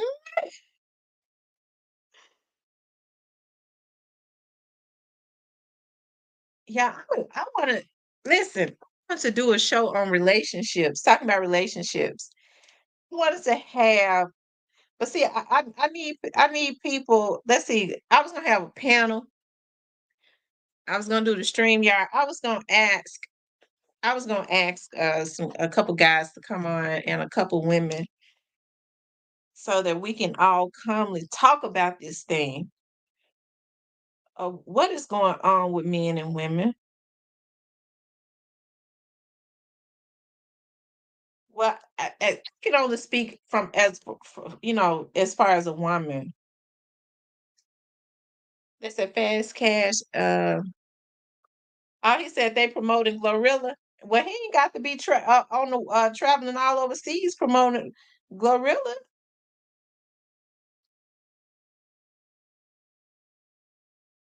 Glorilla can promote herself. He don't have to travel with her, do he? Do he have to travel with her? I'm just wondering.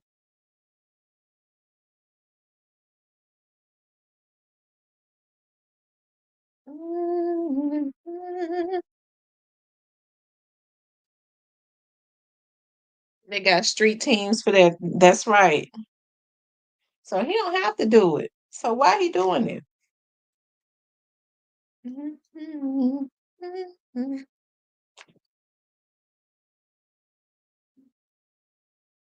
We don't see him doing no interviews. So he you when you promoting, you doing interviews. He ain't did no interviews. I haven't seen any.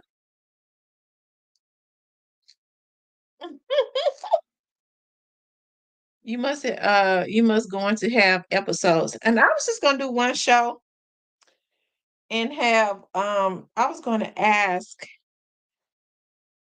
some guys if they would come and be on the show and have some a couple women so we can talk about what's going on. He took a picture with Bootsy.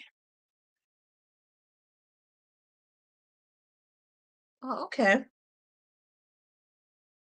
Yeah, Boosie been quiet lately. Boosie has been quiet lately, hasn't he?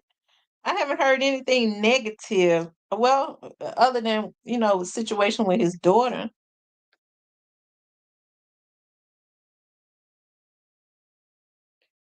Labels don't have street teams or A&Rs anymore. Glow is his biggest artist, bigger than him at this point. Her album Fire, by the way.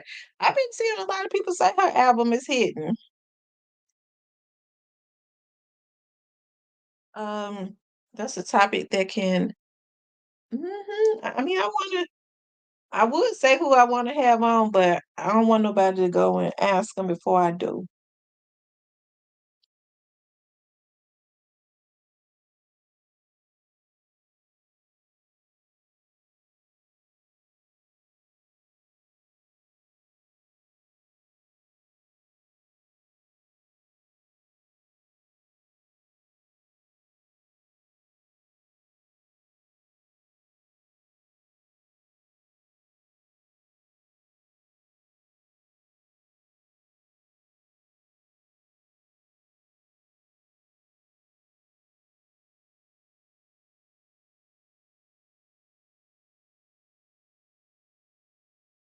Hmm.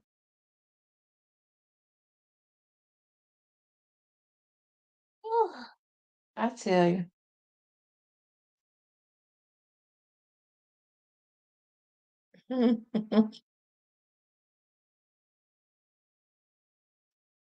They said Boots is shady as they come.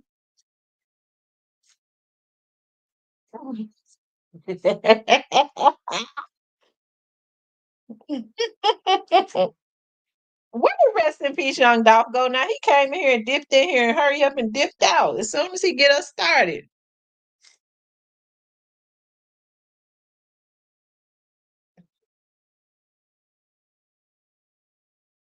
Y'all, I'm oiling my scalp and stuff. Y'all know I'm 100% natural. I treated my hair last night and now I'm oiling it. I go and get a lot of like oils and scalp stimulators and stuff from um like different stores that I go to and try it on my hair. My hair's so thick.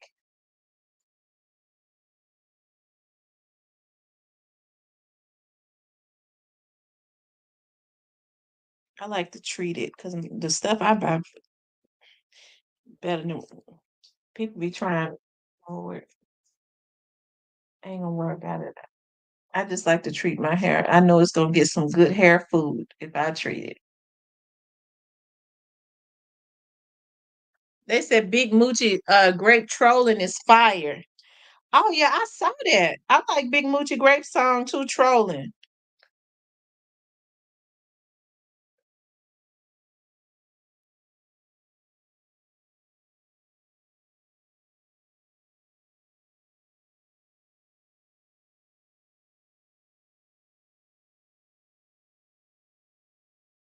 She says sis in St. Louis high 59. Ooh, that's cold.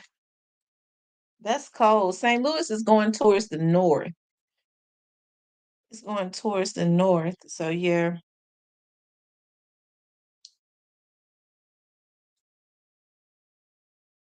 I think I think it is already freezing cold.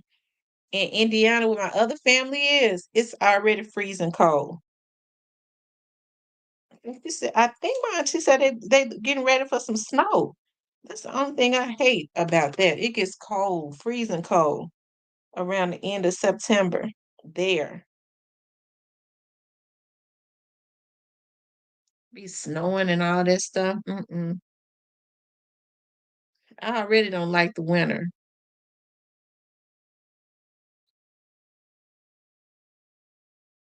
Ray Brown says labels still use street teens. I just Googled it.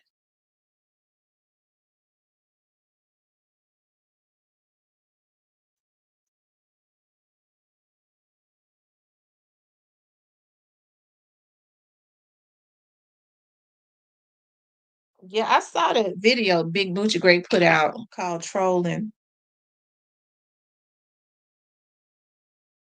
Big Moochie been quiet for a while. He's been quiet. Hopefully, he get his jewelry and stuff back. As I said before, Rollo needs to do the right thing. If it happened on my watch, if my people did that, trying to understand how people that Rollo was feeding, he ain't got no control over. They gonna rob your folks that you in the business with. That could mess up your money. Why would they do something like that to him? Big Moochie Grape is a pre-artist. They get could get money together. They could mess up his money doing something like that. So why would they ever do something like that? And they rocking with Rollo like that? Why would they do something like that? And then try to sell it to his ops. So I'm sure they know who they sold it to. I don't know if Rollo working on getting it back or something, or buying it. Maybe he working on buying this stuff back. I don't know. But I don't know. We'll see how they work out. Maybe they worked out something.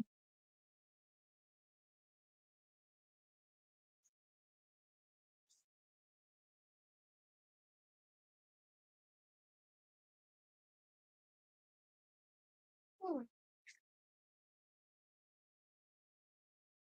They say he thinking of a master plan. I guess we'll see, huh?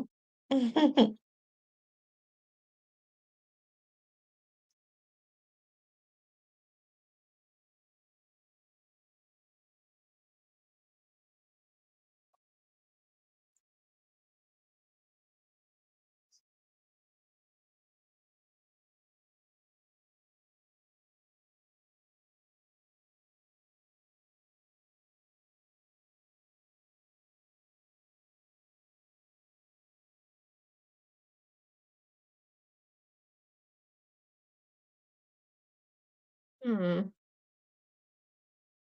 What puts a rest in peace on Dolph? He just popped in and popped completely out. Maybe he had something to do.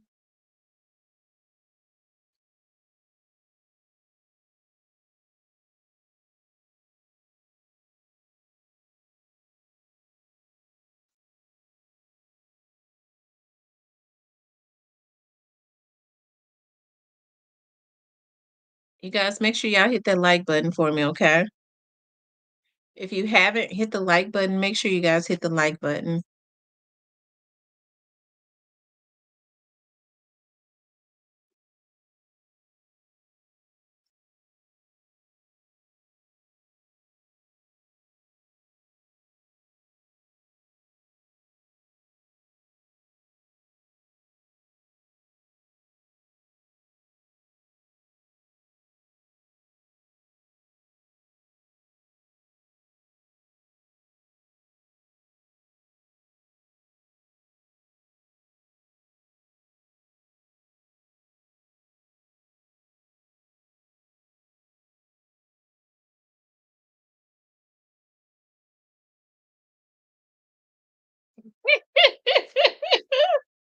Hey, Diane. You said popped in, changed the subject, and left.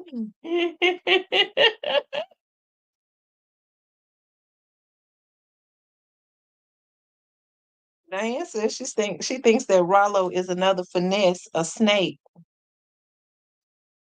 Hmm.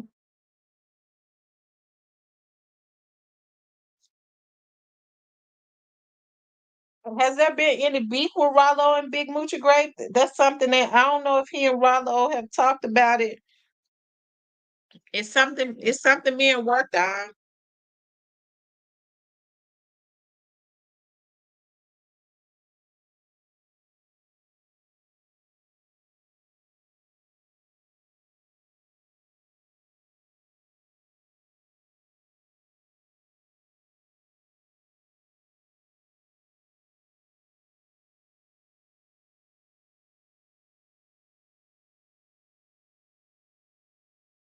Hmm. I tell you.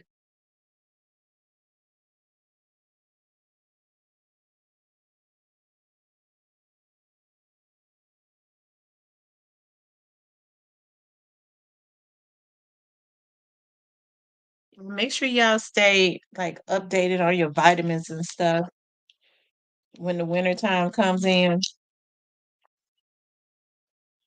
because it ain't no telling. I bought me some cinnamon and chromium biotin. It ain't no telling what um they gonna put out into the atmosphere. Y'all know normally cold to the vid gets bad around the winter time. She says, listen to Moochie's trolling. I've heard it. I've heard Moochie's song trolling. Rest in peace, young dog said it's getting ready to get bad. I was looking at somebody's um Instagram today and I said, oh Lord, these kids still beefing with each other. Like they still talking at each other.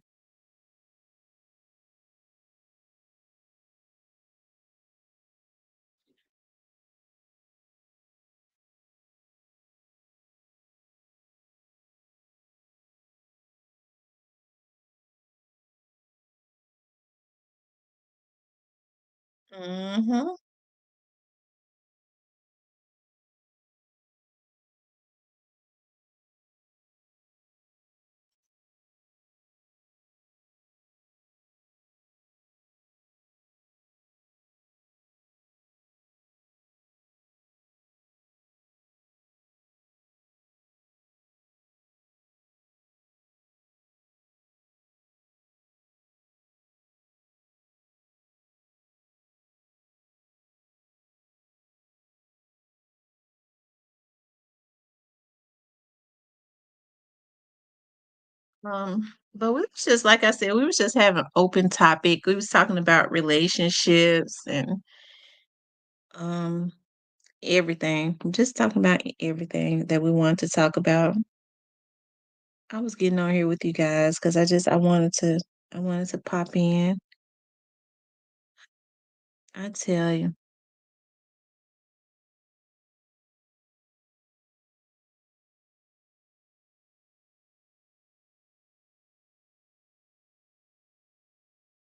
Mr. Parker, I didn't change anything, sir. I'm still right here.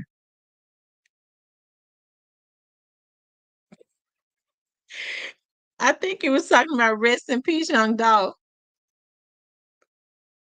Lorenzo says, make sure you all get out and vote.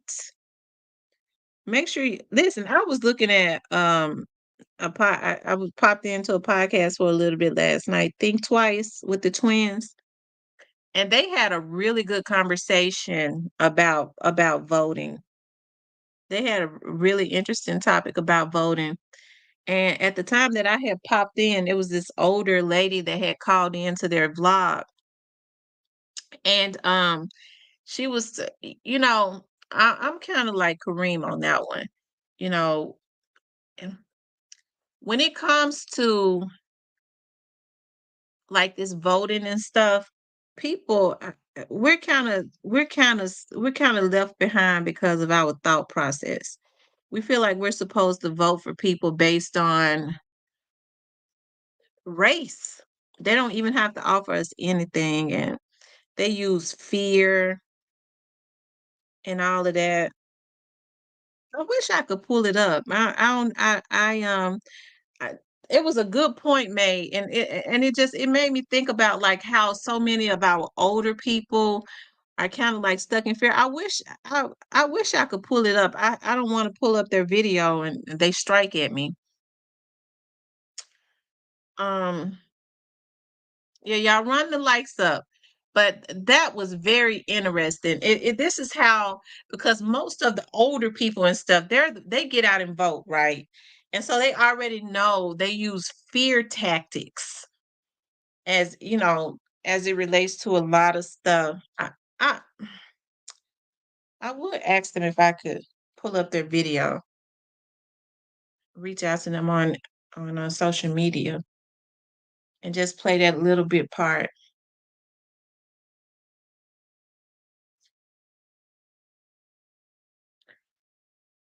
Um,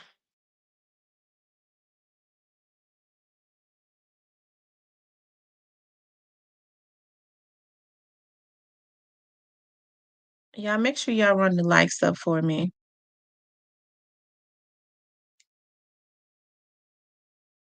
I think that that was a good topic, and especially something that we should be exploring as it comes um time to vote, you know?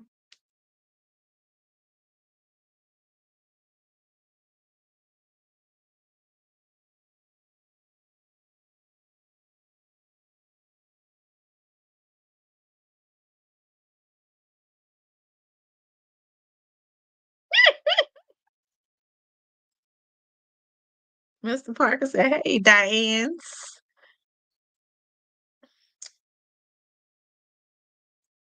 I'm with you when you write, Chrissy." TT, you get those emails I sent you in reference to the election. I did not get them. I'm gonna have to look at them.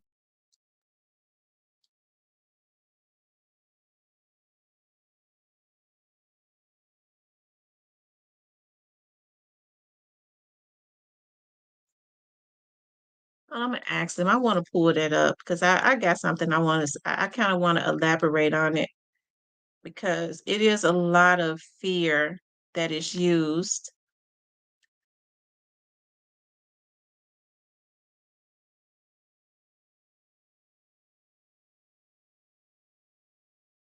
There's a lot of fear that is used to get us to get our votes and stuff, and they mainly use it on the elder people. Ladies, what is the deal with the tall, furry UGG boots that ladies are wearing? Is that the new trend? Yes, yes, indeed. I love them. I love. Oh we. I got so many fur boots. I got so many. I love those. Those are the ones for the fur boots that come up to the knee with the heel on them. That's my style.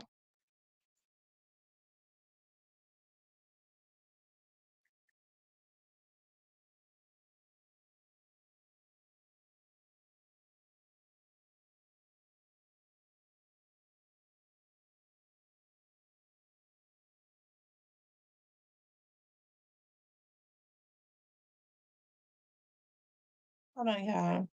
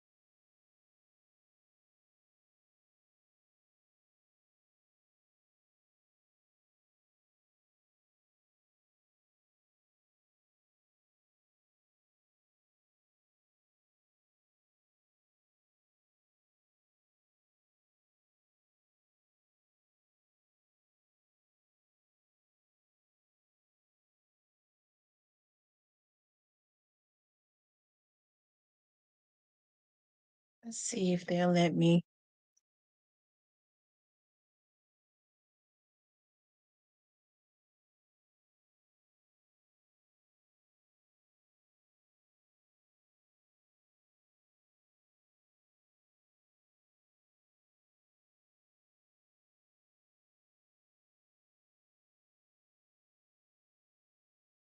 Okay, you guys. They said I could do it. I'm ready to pull up something. I want to show you all something because what's happening is, as it relates to voting, it be a lot of like untrue stuff put out there into the atmosphere, and they use a lot of fear tactics. And when I was listening to this lady last night on a vlog that I be looking at a lot, it made me think about my grandmother. And my grandma used to always say that, well, if we don't vote Democrat, if we don't vote Democratic, it made me think about my grandmother who's passed on. If we don't vote Democratic, I don't know, I'm old now. We ain't gonna have nothing. We gonna starve to death. They gonna take everything from us. I'm getting older. Like, am I gonna be able to get my social security? My grandmother used to, I mean, that was way back, like even when I was a little girl, they've been using these tactics forever. Let me show y'all something, okay? And I said, and this lady kind of reminded me, I thought about my grandmother. I was like, wow. I thought about like when my grandmother used to say that way back, like stressed about things, even way back then. And it's still going on now, but I think it's because it works. I'm going to pull it up and let y'all see.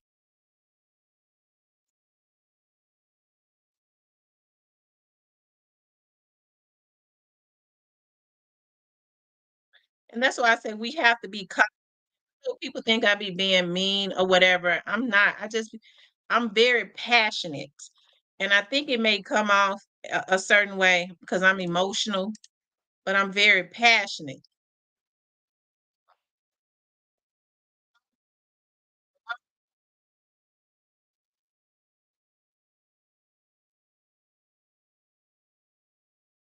Hold on, let me show you guys. That don't vote Trump. Hold on.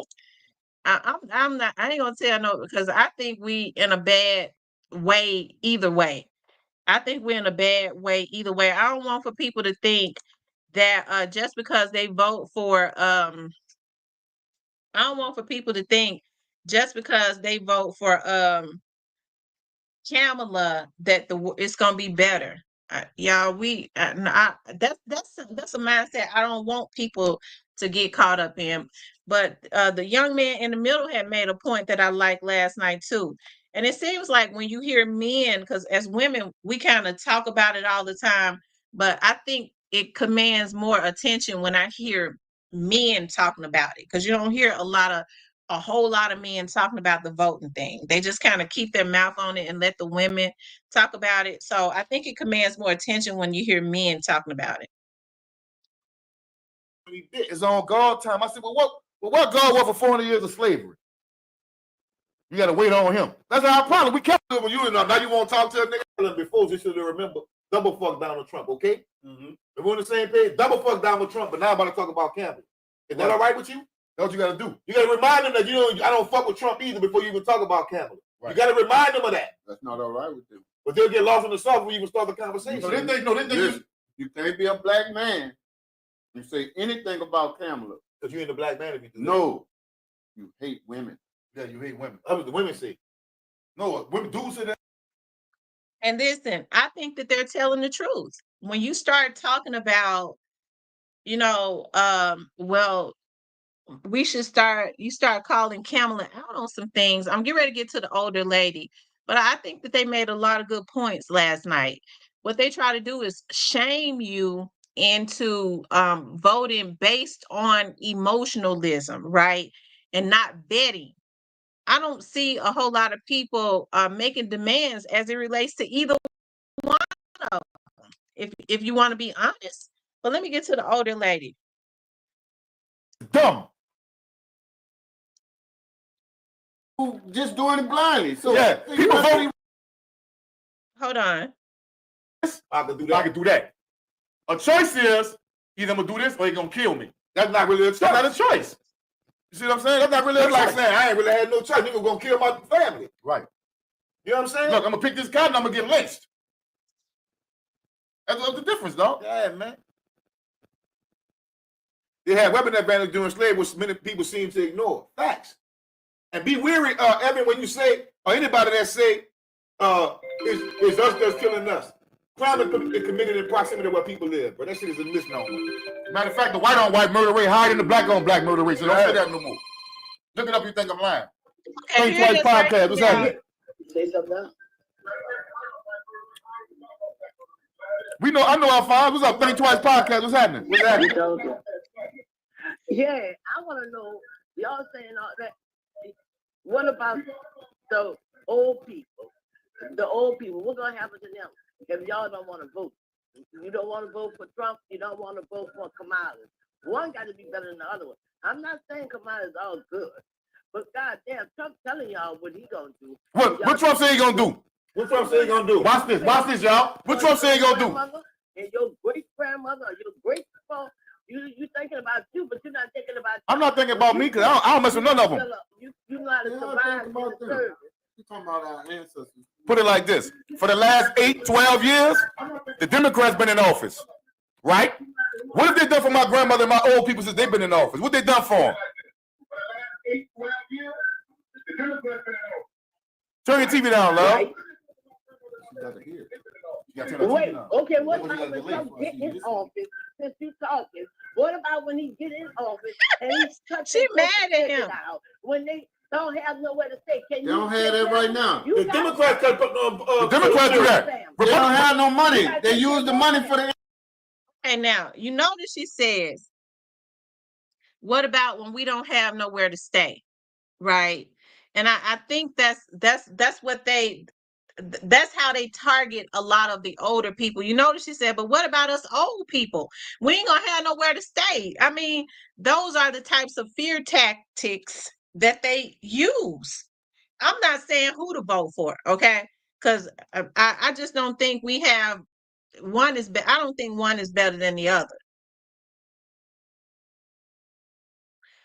He says, I hate the fact that black people think that there are only two candidates. Immigrants. They don't have no money. They don't have no money in there no more. They use it for the immigrants. Oh yeah, they got it. Yeah, they got it. No, they don't. Get off it. They got it. So hold up. You mad with us because we don't want to vote for Kamala? They got it. You scared the people. That's not gonna scare us. You mad with us, bro? All of them, they got it, but they got it. All right, what we do? Like we mad at people. She said yes, she mad. Like we mad at people who just doing it blindly. So Yeah, people vote. Hold up, no, listen, Queen. First of all, you my elder. I'm not gonna disrespect you. What So about us? hold on, listen. What about us old You people? just gonna answer. I can answer that. Let me answer. Let me tell you about what's going. The I'm old telling people. you what he's gonna do. If you say you're not voting for either one of them, That man ain't say that, man. That man didn't say that. He didn't say that though. I didn't say that. We didn't say that. The guy, Donald Trump, ain't said none of that. He did say it. No, he didn't. No, he didn't. Y'all using those blue tags and saying Donald Trump gonna do this. That's them people telling you what he gonna do. He didn't say what? The Democrats the one that's cutting funding for the old people in the poor. Not the Republican. The Democrats doing that, Let me man. tell you about this. That What man happened to ain't them? lied. What happened They to? already did something. Hey, hold it. When that man said he wasn't gonna let, he was. Y'all see this? This is the reason why black people in last place, y'all. Listen to this lady. This is why black people in last place, y'all. Listen. They vote for these people and put them in office. Look what happened to them. Hey, well, look at you. Look at you.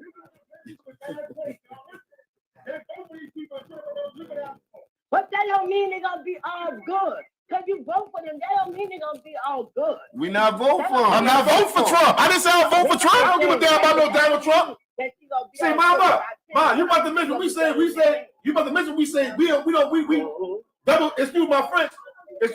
We say double fuck Donald Trump. We say double fuck Donald Trump. It says clearly we don't fuck with no Donald Trump at all. We don't fuck with no Trump. Yeah, I heard you. We don't fuck with no Trump. Okay, my point in that is you heard this lady, okay, call in and she was saying, what about the Social Security? It ain't gonna be no money left for us. What about us? They trick you into fear. What the guys were saying was they don't mess with either one of them. That they don't mess with either one of them. They're basically saying, don't think that just because you get one or the other, that it's going to be that either one is going to be your savior, right? It's best to vote, vet, and then vote. I think we should really just groom our own person and put them up there. But of course, we can't come together to do that. But the mindset of that lady, bless her little heart, and my heart went out to her because it kind of, and my heart went out to her because she's got the mindset that so many older people have. They use fear tactics and say that you ain't gonna have nowhere to live when they're already giving the money to everybody else. Now this lady is worried about her Social Security, about her Medicaid and all of that. Whereas all of this money that this administration has been giving out could have been going towards older people like this lady, right? And that's what a lot of people don't think about. I know a lot of people feel like it's either Kamala, or if we don't vote for Kamala, that it's gonna be bad. I'm saying that it ain't gonna be no better with either one of them. I don't think it's going to be any better with either one of them. And I think that's, I found that interesting. We don't hear a lot of people, especially a lot of older people. I don't see them calling in. I found that very interesting that, and I'm glad that she did call in, and nobody was mad at her. But unfortunately, these are fear tactics that they've used since I can remember when I was a little girl, you know, my grandmother said the same thing. Well, if we don't vote Democrat, I ain't gonna, I ain't gonna have no Social Security. They make you think that it ain't gonna be any more Social Security. Well, if I don't vote Democrat, we gonna all starve to death. It ain't gonna be no food. I mean, this is something that they've been using forever, and it seems like even with Democratic presidents, okay, and I'm not Democrat, I'm independent, okay. With Democratic presidents, how has it advanced our community? I think we need to ask ourselves that. Forget about, Republican, because most Black people are Democrats. We have to think about, as a Democrat, how has the Democratic Party advanced our community? Is there a lot of generational wealth, you know, um, in our community, or are we still the 1%? We accept that with all the money that is circulating. You mean to tell me that we're still, after all these years, just in the 1%? I don't know. I think we need to think about that. But it's so unfortunate, because it broke my heart, because I mean, she genuinely has a, I mean, it's valid how she feels, but they genuinely are still using fear. And she was mad at the twins, and she was mad at them, and I don't think they was fussing at her or anything. I watched their show quite a bit. They passionate too. Okay. But she was mad at them because they said, basically, I don't think she was able to digest that they were saying, I'm not messing with either one of them. But the mere fact that they said, I don't mess with Kamala either, what happens is it makes a lot of us angry for some reason, right? As if she's supposed to be the great hope for African Americans, when the truth of the matter is, I think I'm making valid points. If we're going to continuously get mad at each other, we're not going to be able to move forward if we can't deal with these issues head on, right? And genuinely have these conversations. The fact of the matter is, Kamala is the vice president. She's in office right now. What has she done for our community?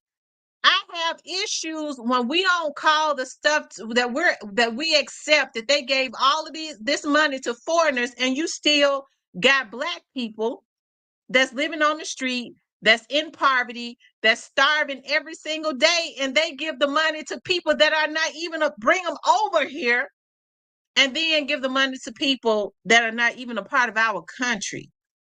I got issues with that. And I think that as a whole, we all should have issues with that. But we get stuck in, she looks like us.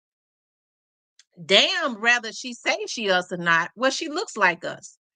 I had somebody say, you a woman and you trying to dog a sister out. She say she ain't no damn sister. But anybody of any race, I guess, can be my sister if they're female. But I think we get caught up in that too much. We don't deal with the real issues. We kind of get caught up in emotionalism and fear. And that's why I say I agree with Kareem on that. That's why we kind of left behind, because we get caught up in fear. We don't want to deal with the real issues. That is, what are you going to do for our damn community? Because we're in a state of emergency. You're giving everything to the foreigners. What you going to do for us?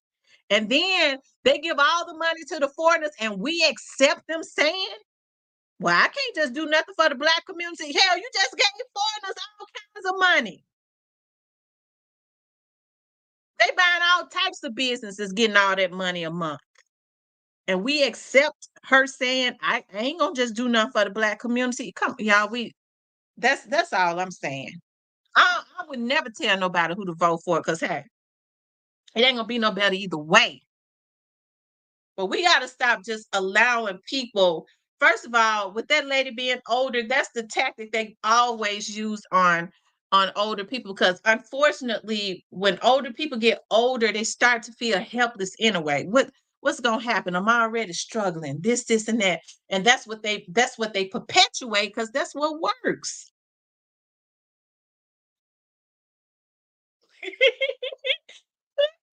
Mr. Parker says, I'm gonna keep it 100. Our folks crazy at this point. I'm gonna let them do what they do. We can't even have conversations and come up with a plan because we're getting emotional because you got people saying, well, wait a minute, we can't just vote for Kamala just because she has brown skin and she's a female. What you talking about? Okay, we need to come up with a plan. We need to make an agenda. Wait a minute, what we need to we can't even get past that. To come on one accord to make some demands as it relates to our community. The Republicans had to be involved for them to be able to give them the money. Mr. Parker says billions to well, if some Republicans had to be involved, the Democrats didn't have to lead the crusade. The Democrats lead the crusade to give all the money to these immigrants, and just because a few the Republicans jumped on the boat, we call them out. No, we need to call the damn Democrats out. They come over here with good credit, all the credit cards, own stores, put them in our neighborhoods, then tell us we have to spend $3. They make us, and that is illegal. The store is actually supposed to be paying when we go pay like to get our nails and stuff done. That's a bill that they are supposed to pay. They're supposed to pay to use that card swiper every month. But instead, they bill the customers. They're not even supposed to be doing that. And we let them get away with it.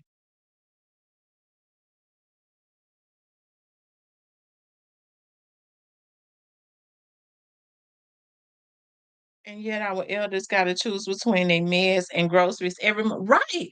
That's why I said that's what hurt me.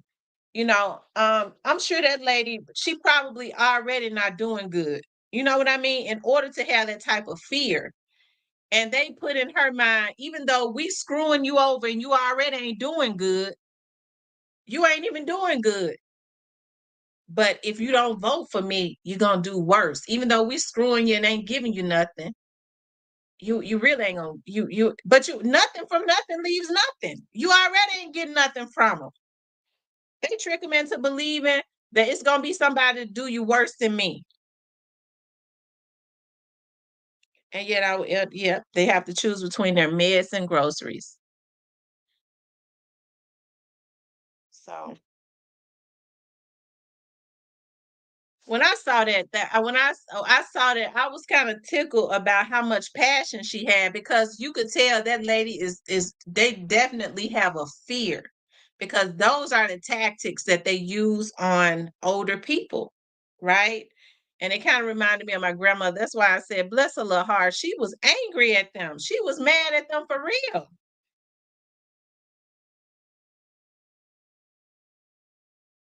Mr. Parker says, I understand that lady touch you, Tam, but she hard-headed and don't listen. It's over with for her. No, she wasn't listening, but all she could hear was them saying that they were not voting for Kamala. They weren't messing with Kamala, even though they were saying, I'm not messing with Kamala or Trump. All she could hear was, she had selective hearing at that point, but you ain't messing with Kamala. And they said, we ain't messing with both, neither one of them. But that's all she could hear. And then that fear, just kind of crept in. They said she was definitely hard-headed. She said, look at you. She was mad as hell at them. She wasn't trying to hear nothing they said. They said Biden signed an executive order to send money overseas. Mm, mm, mm. Have you have they ever even given us an answer on why all of these immigrants had to come over here and they had to put them up in beautiful housing and give them all that money. Y'all, why? They never told us why. Why did they do that? When they got all of these Americans over here that's struggling and suffering and sleeping on the street, y'all start remodeling buildings and casinos and opening them up and making them into luxurious apartment buildings and giving these folks $9,000 a month, and we let them do it. They know why. Why did it happen? That's what I'm trying to figure out. We don't ever call nothing to the fight. We never call nothing to the table. Why did they want to do it? And then why did they do it? And why didn't we stop it?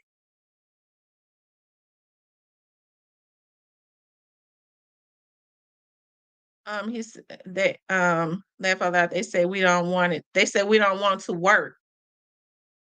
That's what they say. Lord have mercy. There's so many people in the United States, they could find somebody to work if they want to. They didn't have to send overseas to get a bunch of and drive the crime rate up, because that's what they did. You bring people over here and the crime rate go up and you trying to tell me they working? If the crime rate goes up, that means that crimes are being committed for money. That means that they ain't working like they telling us they doing.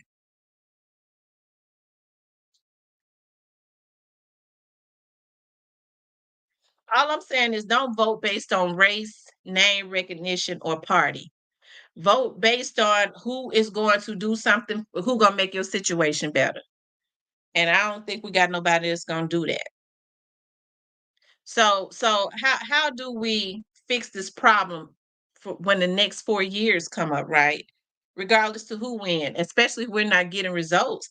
I mean, do we start trying to groom somebody? To run them and then support them. Because if you groom somebody, you have to support them. The problem is we'll say, well, I want to vote for such and such, such and such. But you ain't gonna. Well, no, I think such and such would be a good president, but you don't get out and vote. Them lines were too long. I ain't gonna vote. My vote don't count. I don't know what to say, y'all. But hey, the only thing I can say is that we're in a state of emergency, and I hate, and everything. I'm sensitive. Everything touched me. I hate to see that lady in fear like that. But y'all, those are the tactics that are used. And once people are in fear, there is nothing, as you know, there's nothing that those guys said she heard. Her guard was up. All she heard was they ain't voting for Kamala, and voting for Kamala means that not voting for Kamala means equals that I'm gonna starve to death. I'm gonna be homeless and I ain't gonna have no Medicaid. That's all she heard. So nothing they said to her would have been logical unless they had said, well, we're gonna vote for Kamala.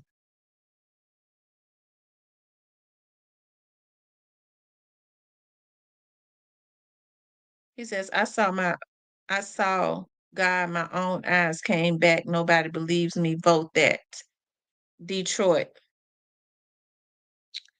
We need someone strong like you. I don't know if they will vote for me, Yolanda. They wouldn't let me be in the White House because I be trying to do things right. Understand now, most politicians are they a lot of them are bought out.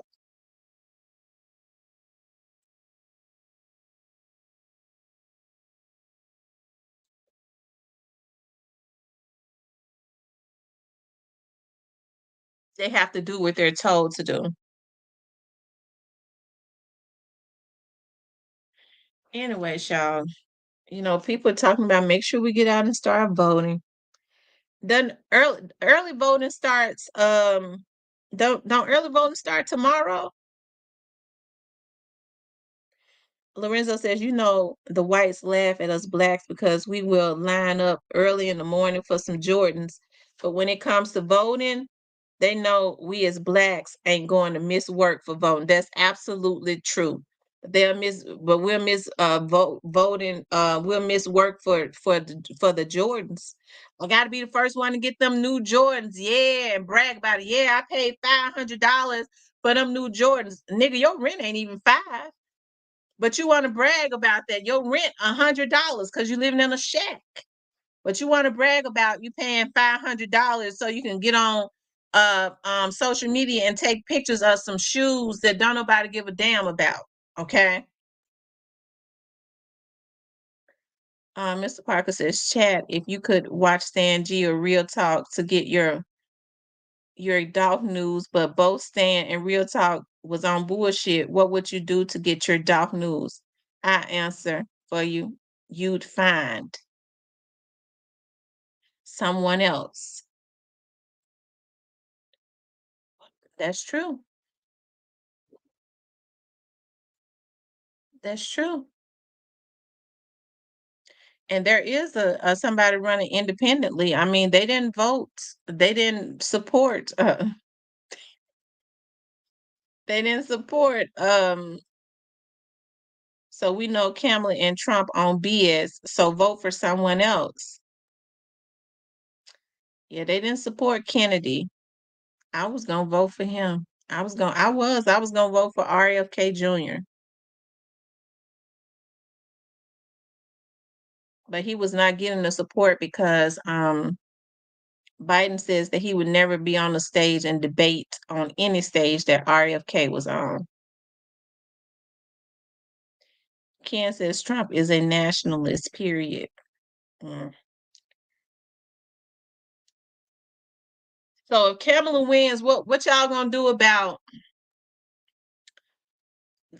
when she because y'all do know now her and Trump, not her and Trump, her and Biden was working on a updated three strikes bill, and then it kind of got quiet. I'm sure it's gonna come up again. I'm sure it's gonna come up again if she wins.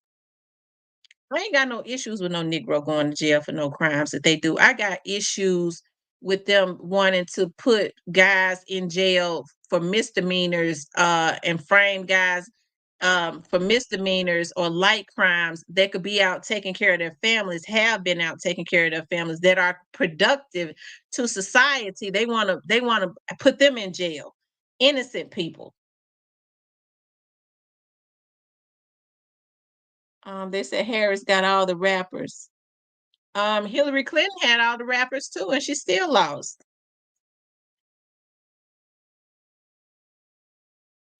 I mean, just based on the fact that she got the rappers, that's why mm, mm.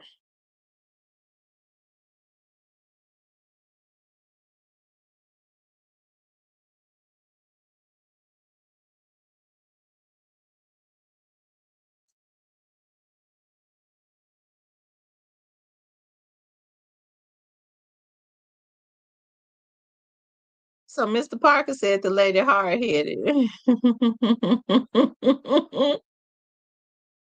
And then that's another thing too. When people are set in their ways, like that could be another example of, they go, well, why are you all still voting for the same people? It's because people have selective hearing.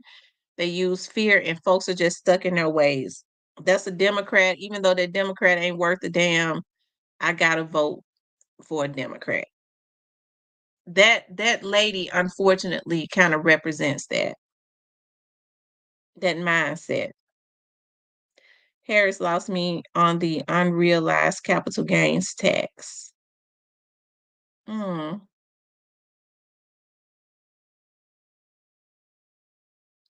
Kamala want to get in so she could hurry up and make America the American dream for immigrants. That's what she want to do. She wants to make America the American dream for immigrants. Her heart is with that because I believe both her parents were immigrants. So that's what she want to do. That's her dream, to make America the American dream for all immigrants. Damn the Americans, especially Black Americans. Okay. That's her dream right there. So, if you ain't an immigrant, I don't think you're gonna get nothing from her. She's already proven that.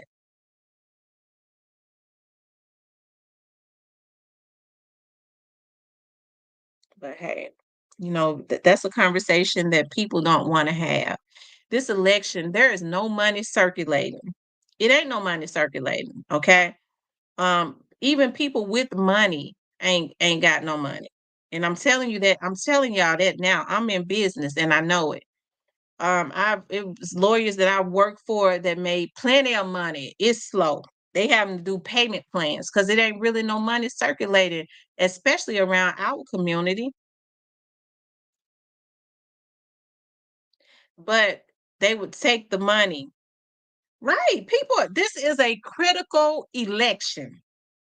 It's a critical election, you know.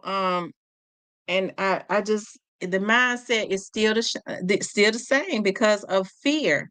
Well, they're gonna take my food stamps. Well, tell them to take them food stamps and shove it up their ass. Okay, I want to know how if these immigrants are coming over here and they're getting grants, y'all. It's grants. I know how to write them. They even making that harder for the minorities because you know why? They want to all women are minorities. First of all, that's how they get you. When they get to talking about we gave grants to women, the minority, they're the minorities. Don't y'all know women of every race is a minority, regardless to what your color is? They don't tell you that. So when they say, well, minority women, the minority women, they got this and that grant. They're not gonna ever tell you the race because you automatically feel like it's a black woman. And then you go, they say it's a lot of black people since they the minorities, the women's is getting the grants. But I guess they must be hiding. They ain't hiding. They ain't hardly giving them to no black women. So what happens is, and this is what's happening. Okay, and I hate to make it a racial thing, but we can't talk about stuff if race is a very big issue. I wish we could kumbaya, but it's just an issue. So what happens is you have rich men of other, white and other, that are getting their wives to get the businesses in their names so that they could get the grants. If I tell you I know how to write a grant, okay, and they making that harder because I do other things. I have to constantly update myself. So if I say I know how to write a grant, but you got to have your ducks in a row, you got black folks don't even want to do that. You can't give me the hookup? Hell no, I ain't gonna have the federal government at my door for you. All you got to do is what I tell you.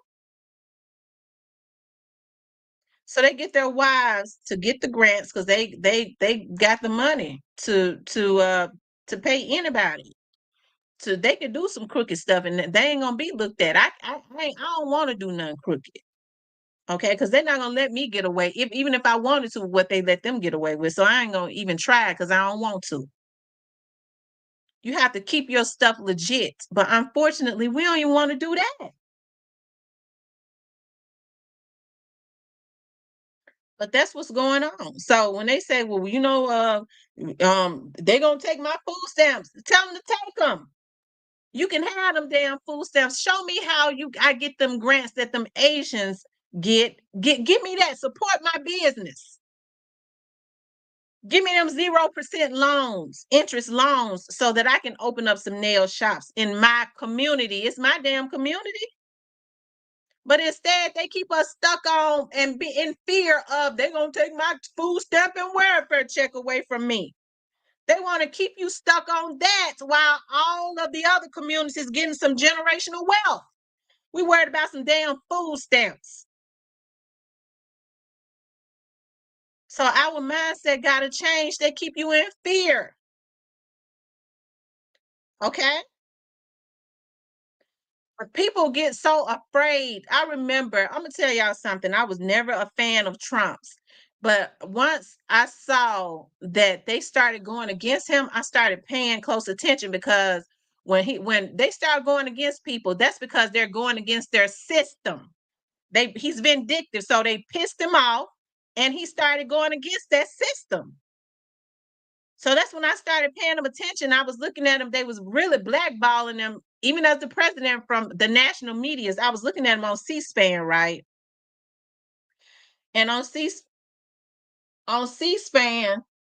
they asked him when he was giving out all of that money, like the PP money or whatever, and they asked him, Mr. President, just like former President Obama did, are you going to bail out the big businesses like Capital One and all of those, Citibank and all those big businesses, Chevrolet, that took the money and ran? They took the money and ran. They hijacked the United States, the money. And I was looking at Trump, and they said, "Are you going to bail out like Ford and Chevrolet?" And he said he looked at him and says, "No, this money is going to go to the little people. Tell Ford and Chevrolet to build a car that they can sell." I said, "Ain't this something? I like that." He said, "Tell them to make a car that they can sell. This money going to the small people." And they worked and got him up out of there. They made sure. See, you have to understand. Hey, when they say he's racist, Biden is racist too. What's the difference in Trump's racism and Biden's? I mean, if we're gonna talk about it, we gotta be honest about it. They say that Trump wouldn't rent out no apartment buildings. I mean, no apartments to blacks, but to live in the Trump Tower, you're paying 30 G's a month. Okay, so we're in the 1%. Do you know a lot of black people that want to pay 30 G's a month for an apartment? If we're gonna be honest, can we afford it? I can't. So I already know I can't rent in the Trump Tower. But they said he said some other stuff. Okay. We're gonna deal with that, but let's deal with when back in 1960 something, when Biden started running for office, and that's around the time that they was doing integration, and they asked him about his children going to integrated schools, and he said it would be a tragedy for his children to have to integrate. But I guess that's just something that we're gonna have to start dealing with. I guess that's going to become the norm. And when that is thrown up in people's faces, they go, "Well, that was in the 60s. Some people change." Had he changed when he was one of the ones that spearheaded that three strikes bill? Had he? He was the vice president. Why aren't they reversing that? Ain't nobody got no business in jail for selling no damn weed since it's legal. You got these dudes, they never should have been doing life. They got 3 strikes for drugs, for selling weed and stuff like that. Because Bill Clinton was wanting to get all of the drug dealers off of the street, so his brother, who was the biggest drug dealer in Arkansas, in Little Rock, wouldn't have no damn competition. Why don't he, the highest official in the land now? Why don't he reverse that and let them men out? But when we start calling stuff like that to the fire, well, they just can't do nothing for black people. Y'all, we need to change our mindset. You had Kamala, who don't identify with being black. She only identifies when it's beneficial to her. Well, she got some type of scholarship or whatever they call it, what she got for school. That's because it benefited her. You think that people are not going to get what's supposed to be for African Americans if it benefits them? It don't mean she identified with you. It means she needed some help to pay for college. So, our people, she's a with an African American sorority that benefits her.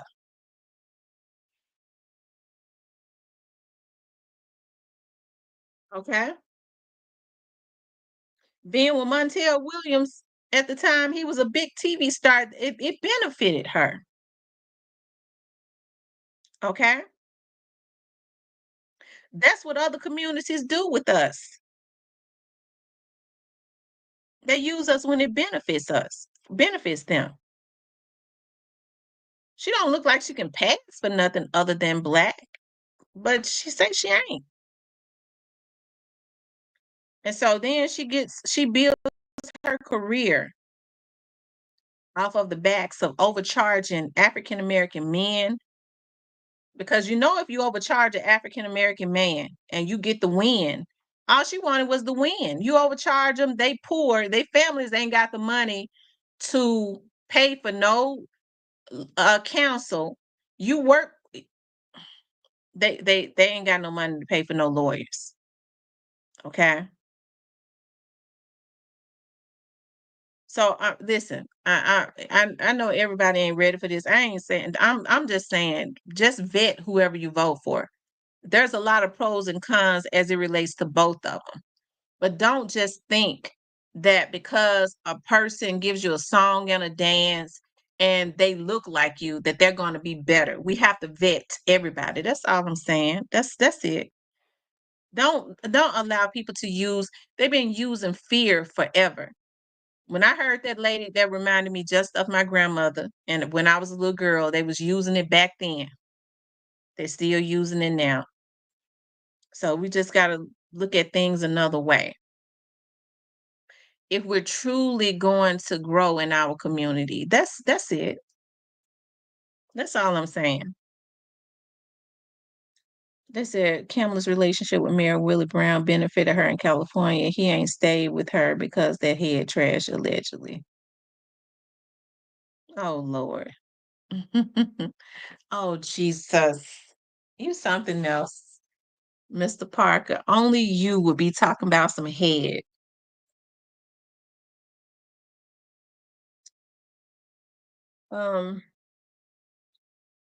But I just think we have to do better in our communities. I have a cousin that does nails, and she does nails so good. I want to go to her so bad. But why I don't? Because I try to support her, and I financially, if I come to you and I get my nails done, and you charge me $80, it would be okay if I did my nails and toes. But she said, I don't do no toes. I ain't trying to do no toes.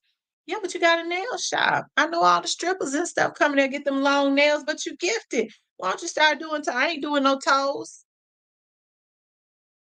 I like getting my toes done better than I do my nails. So I've got to come and pay you $85 to get my nails done, and my toes is not included.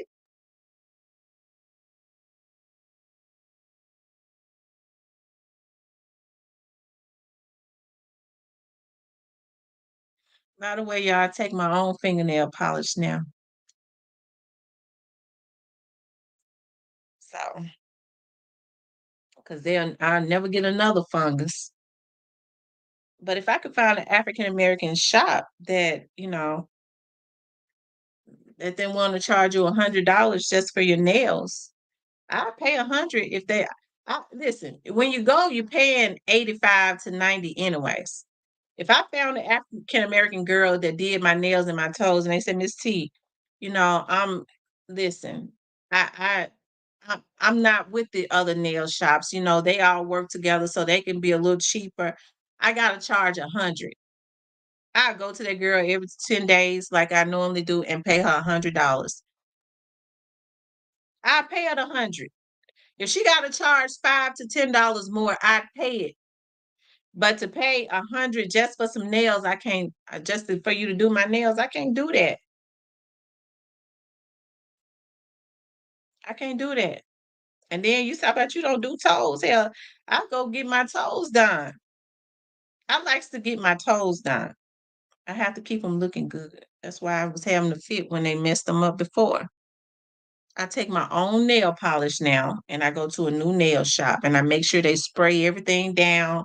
I be looking at them and put plastic in the bowl, and I lay with my head back with my eyes closed. It's therapeutic. Shoot. I have to make sure everything's sanitized. So don't use nothing on my toes that you just used on somebody else's toes. I want to make sure that the clippers, they're supposed to use new clippers every time. Don't new fowlers and all of that. Everything new on my toes. Don't put nothing on my toes that been on somebody else's toe. And here go my nail polish. I take my own nail polish because that's how I got the fungus the last time. My doctor told me they used the same nail polish and the fungus is being the nail polish. Well, hold on now. What kind of nails you getting? Gel nails or basic? Back in the day, full set was 20. They say a full set $25 or $30, but see, I be getting the gel nails. I get the gel nails and so the gel fingernail polish. So, that's I think that's $50 extra. Maybe I should cut back on that. I'm on mine 12 hours. Got to have a pet. I'm telling you, every 10 to 11 days, I have to have a pedicure.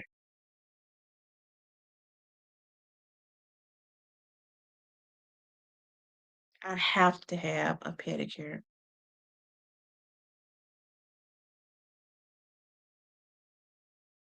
Try SNS. Okay. I be going in Marshalls sometimes and TJ Maxx. They have a sale on their OPI. I racked up on that too. Lorenzo says being a woman is expensive. Yeah, it is. It's expensive. You want to keep your toes um looking good, and you want to keep your hands looking nice. I mean, that's something for me. That's something for me. Listen though, you have to be careful now though, because even though I like vibrant colors, I see now that it's a lot of people. Listen, y'all gonna think I'm lying, but I had no idea that men had a fetish for toes until like probably um when I started working at the sheriff's office. I was walking through the um I was walking through the jail to the cafeteria and I had on some shoes with some peep toe heels. And this guy yelled out in ASEG. Used to have to walk through ASEG to get to the cafeteria. This guy yells out, um, yeah, they was taking to the damn hole. Oh, look at her toes. I eat her. I said, oh my God, Jesus Christ. And then I went over to this church, y'all. This pastor that is well known, and I mean well known. He has such a fetish for toes. He been having issues with walking. He could barely walk because it's something going on with his foot. I believe he got gout. And he have his when it's time to put money in the collection tray, you got your toes out. Oh, y'all, he sent yeah, I don't even want to I'm scared to say too much because y'all know who I'm talking about. And he have his deacons to bring him out of the pulpit and he can't even stand up. He sits by the money tray he have to sit on the damn table because he can't stand up because his damn foot bad. But he has them to carry him out of the pulpit so that when the ladies come around to put their money in the cash tray, he could be out to look at your toes. He'll start singing. Oh, mm-mm. It's just sad. He be grinning, can't even stand up, can't walk. Can't even walk and got the nerve and he'll start singing and he'll start making up songs, toes, look at them toes, stuff like that. It's crazy. He'll start singing if I tell y'all what songs he starts singing, y'all know. um I be in store, men tell me you have pretty feet and lips. They like those colorful toes. They do, but it's something when the preacher can't walk and gets carried out of the pulpit so that he could stand down there by the cash tray and have to sit on the damn table, gonna break the table. Um, so he could watch your toes.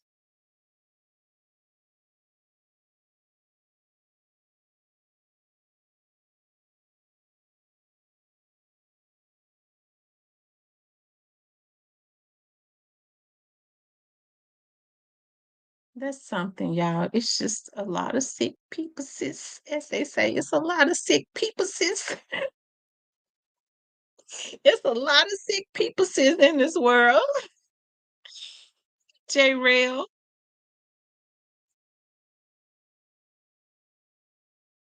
And my nail polishes be very loud. I mean, I like those like vibrant yellows and those lime greens. Shoot. That man fails his oh Lord. Mm-mm. Mm-mm. Lord have mercy. Some of these people need deliverance. I'm telling you, some of these people need some deliverance. Anytime you fall to your knees because you drooling over some toes and nail polish in your church, you need deliverance. You got a demon on you. I am she Johnson says love for my man, massage my feet. I've been asleep within 15 minutes. Oh wow. Yeah, that's nice. That's why you have to keep them feet soft. You have to keep them soft, extra white. I ain't talking about like the crusty white.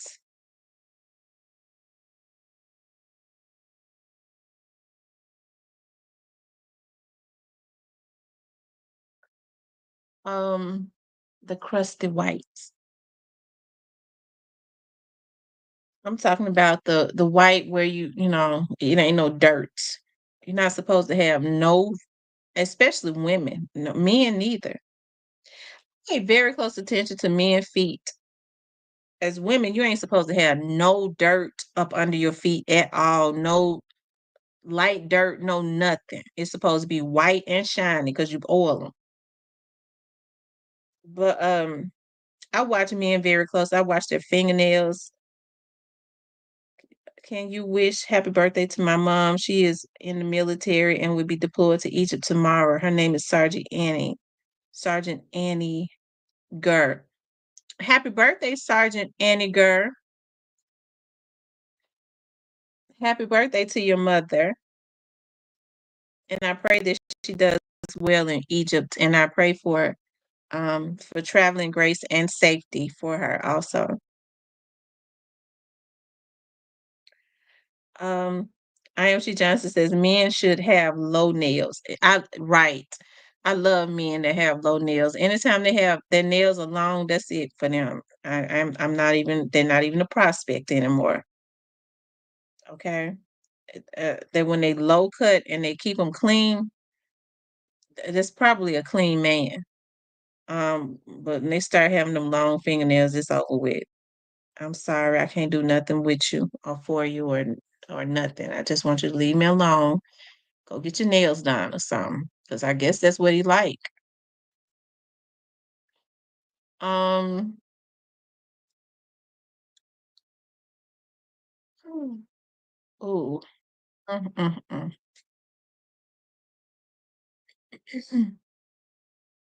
Let's see.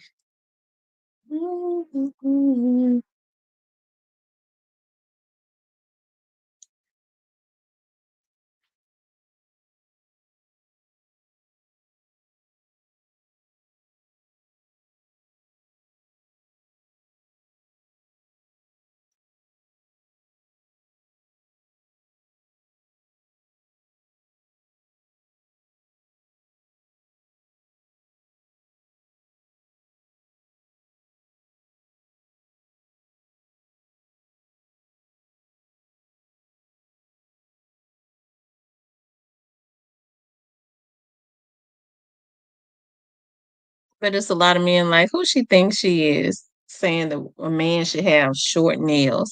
Some men like long fingernails. To each his own. Mm-mm.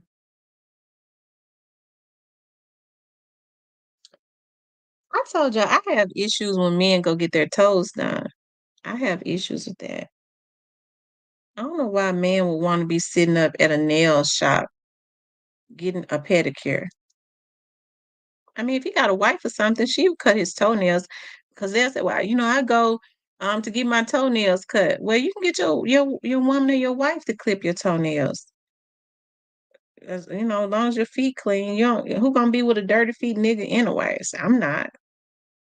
But if he's sitting up talking about he going to get the full pedicure experience, y'all, I just got issues with that. He want to get his toes and stuff painted and clear fingernail polish all on top of them. Mm-mm. Why would a man want clear nail polish on his toes? IMC Johnson says, I buy everything to do my man toes. He's not following me to. That's right. That's what I don't, that's what that's how I was. I don't see no issues with that. Ladies say they want their man to rub their feet. If your husband or your man asks you, baby, can you clip my toenails for me? I don't see nothing wrong with it.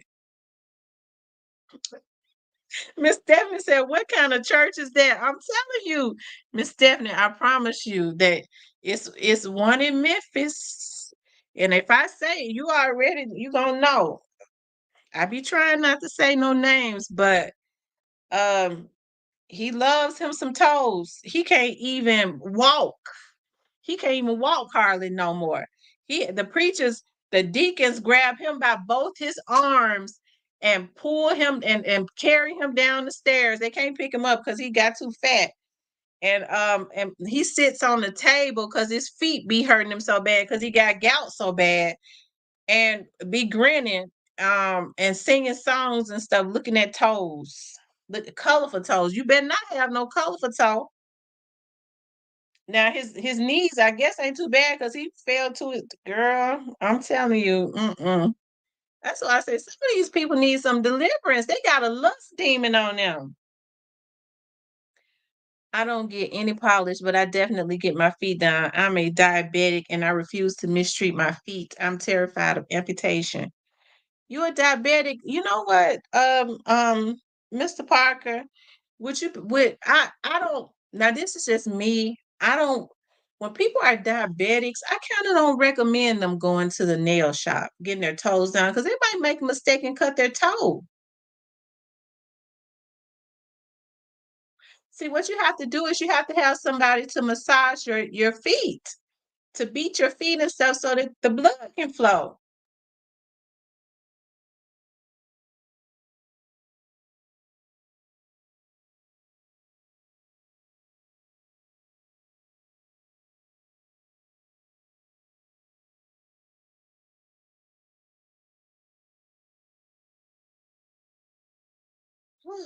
Lord. Mm.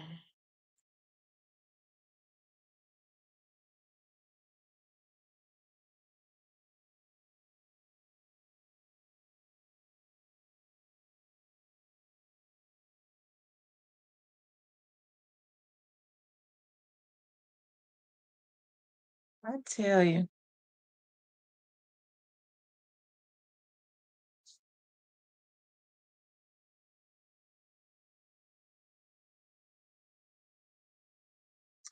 But a lot of women say that they don't have issues with their man getting his nails colored as long as it's black.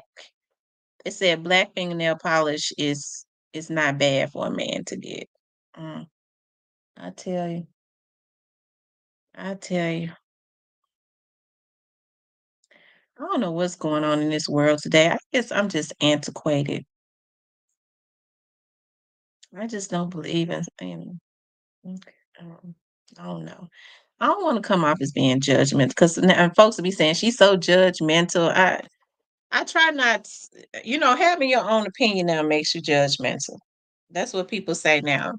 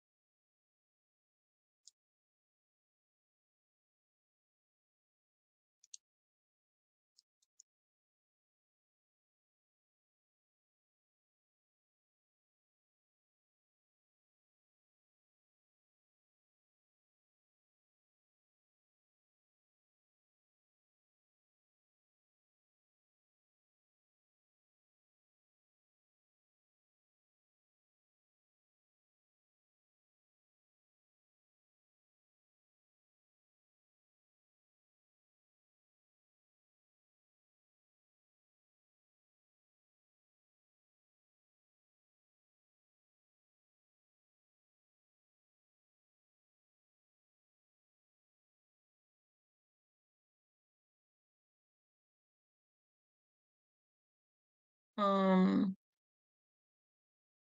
mhm.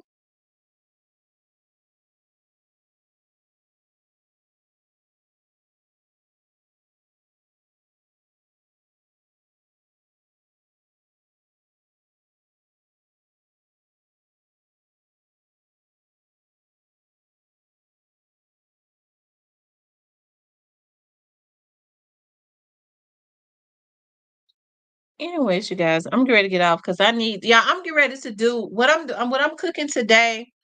I'm doing an Cajun egg boil. I'm getting ready to show you guys.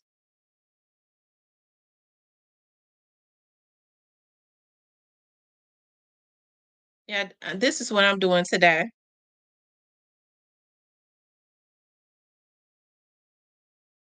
I already took my shrimp out. I got my turkey kabbalah sausages ready. It's keto friendly. You guys, it's keto friendly. I'm gonna start like doing like more recipe. I'm gonna start doing showing y'all like what I do in my kitchen. Okay.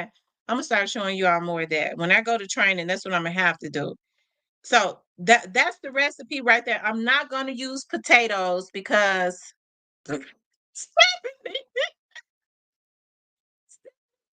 to realize. Listen, I had some issues over there. This particular pastor is not, but I had some issues at over there, Stephanie. God, you know what's his name? He scratched me in my hand. He scratched me in my hand. Um, so y'all know that's the egg. Oh Lord.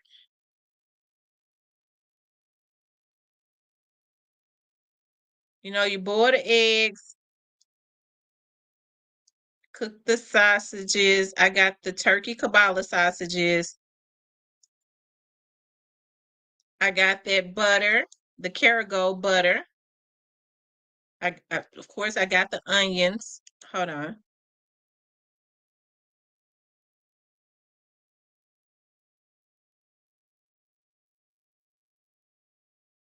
Of course, I got the chicken stock.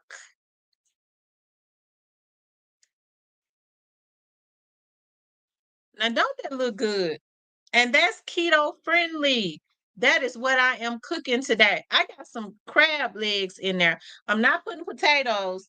I just don't feel like using my big pot to make no crab legs. I need to cook those crab legs out of my freezer because they're taking up too much room. I got them when they were on sale. I got 4 boxes, and I don't even know how to eat crab legs like that. They take too much time. A lot of people just know how to break them and eat them. I have a hard time. Yeah, this is gonna be my meal today, and it's keto friendly minus the potatoes. Minus the potatoes. That's a crab. That's a Cajun crab boil, and it's keto friendly as long as you don't use. Hey, to our loves God, as long as you don't use the potatoes. It's keto friendly. Oh Lord, I can't wait.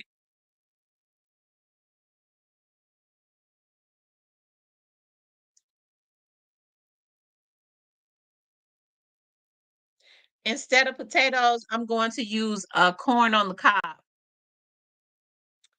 Instead of potatoes, I'm going to use corn on the cob.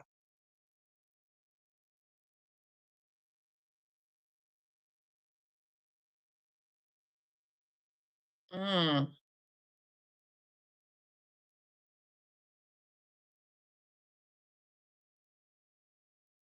And you eat it with your hands, so make sure you put your gloves on.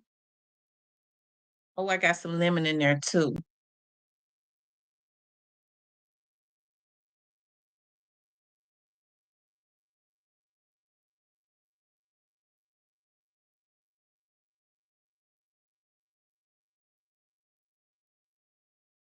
Oh, yeah, I'm gonna eat good today.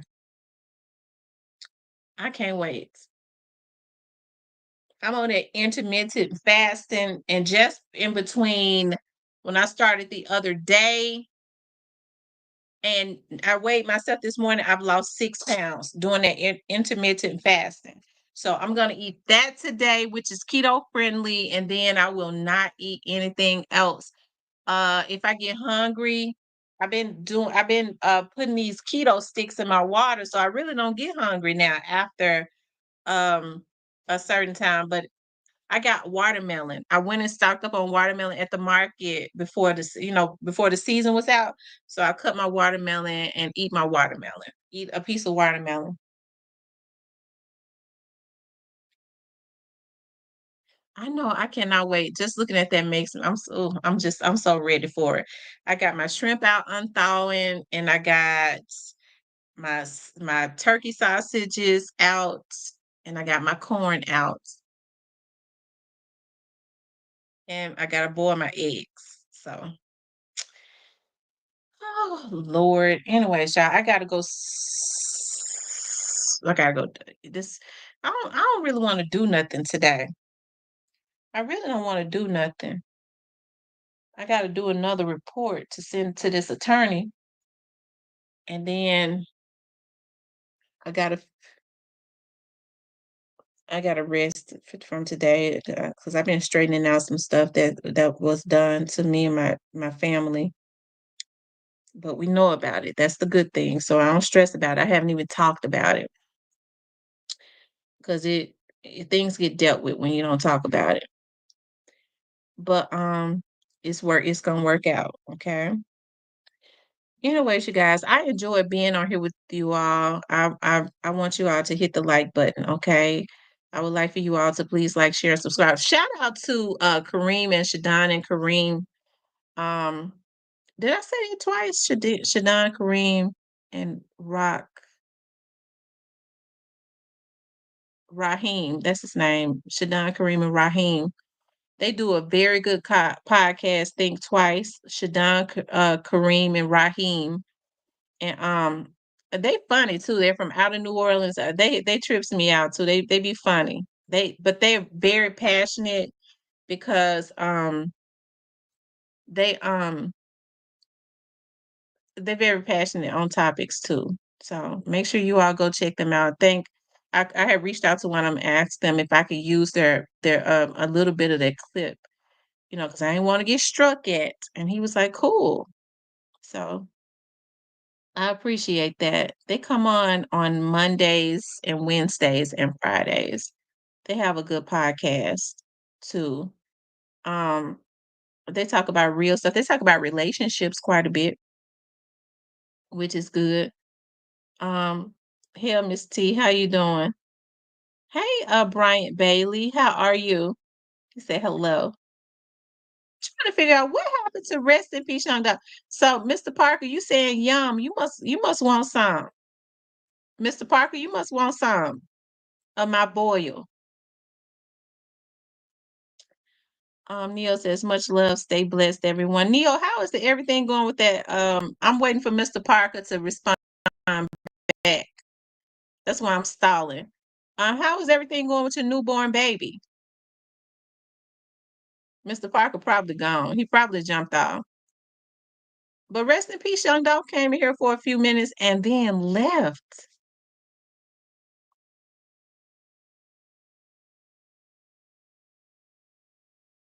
Yeah, Mr. Parker be emailing me so many love songs. I mean, Mr. Parker emails me about 50 love songs a day. Lord. He ain't on here because he would have responded. He must have left. How's it going, y'all? Just leaving Florida, truly messed up, but helped and did much as I liked, y'all. Be back next week. Okay.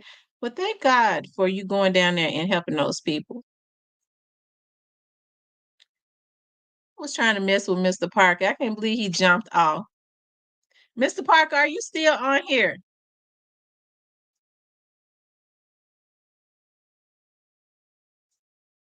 He gone. Um, I'm good, and let me come eat with you. Brian says he want to go. Oh, that seafood boy. That egg. It's an egg boil, not a seafood. It's an egg boil. I'm just gonna add shrimp, and instead of potatoes, I'm gonna add corn on the cob.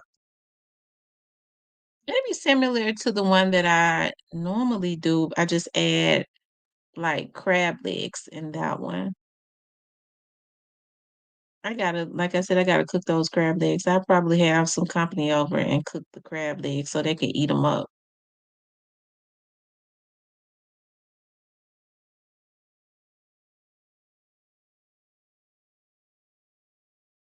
Mr. Parker gone. He full of shit. Anyways, you guys, I enjoyed being on here with you all today, okay? I love you guys. Y'all be safe today, okay? I'll talk with you later.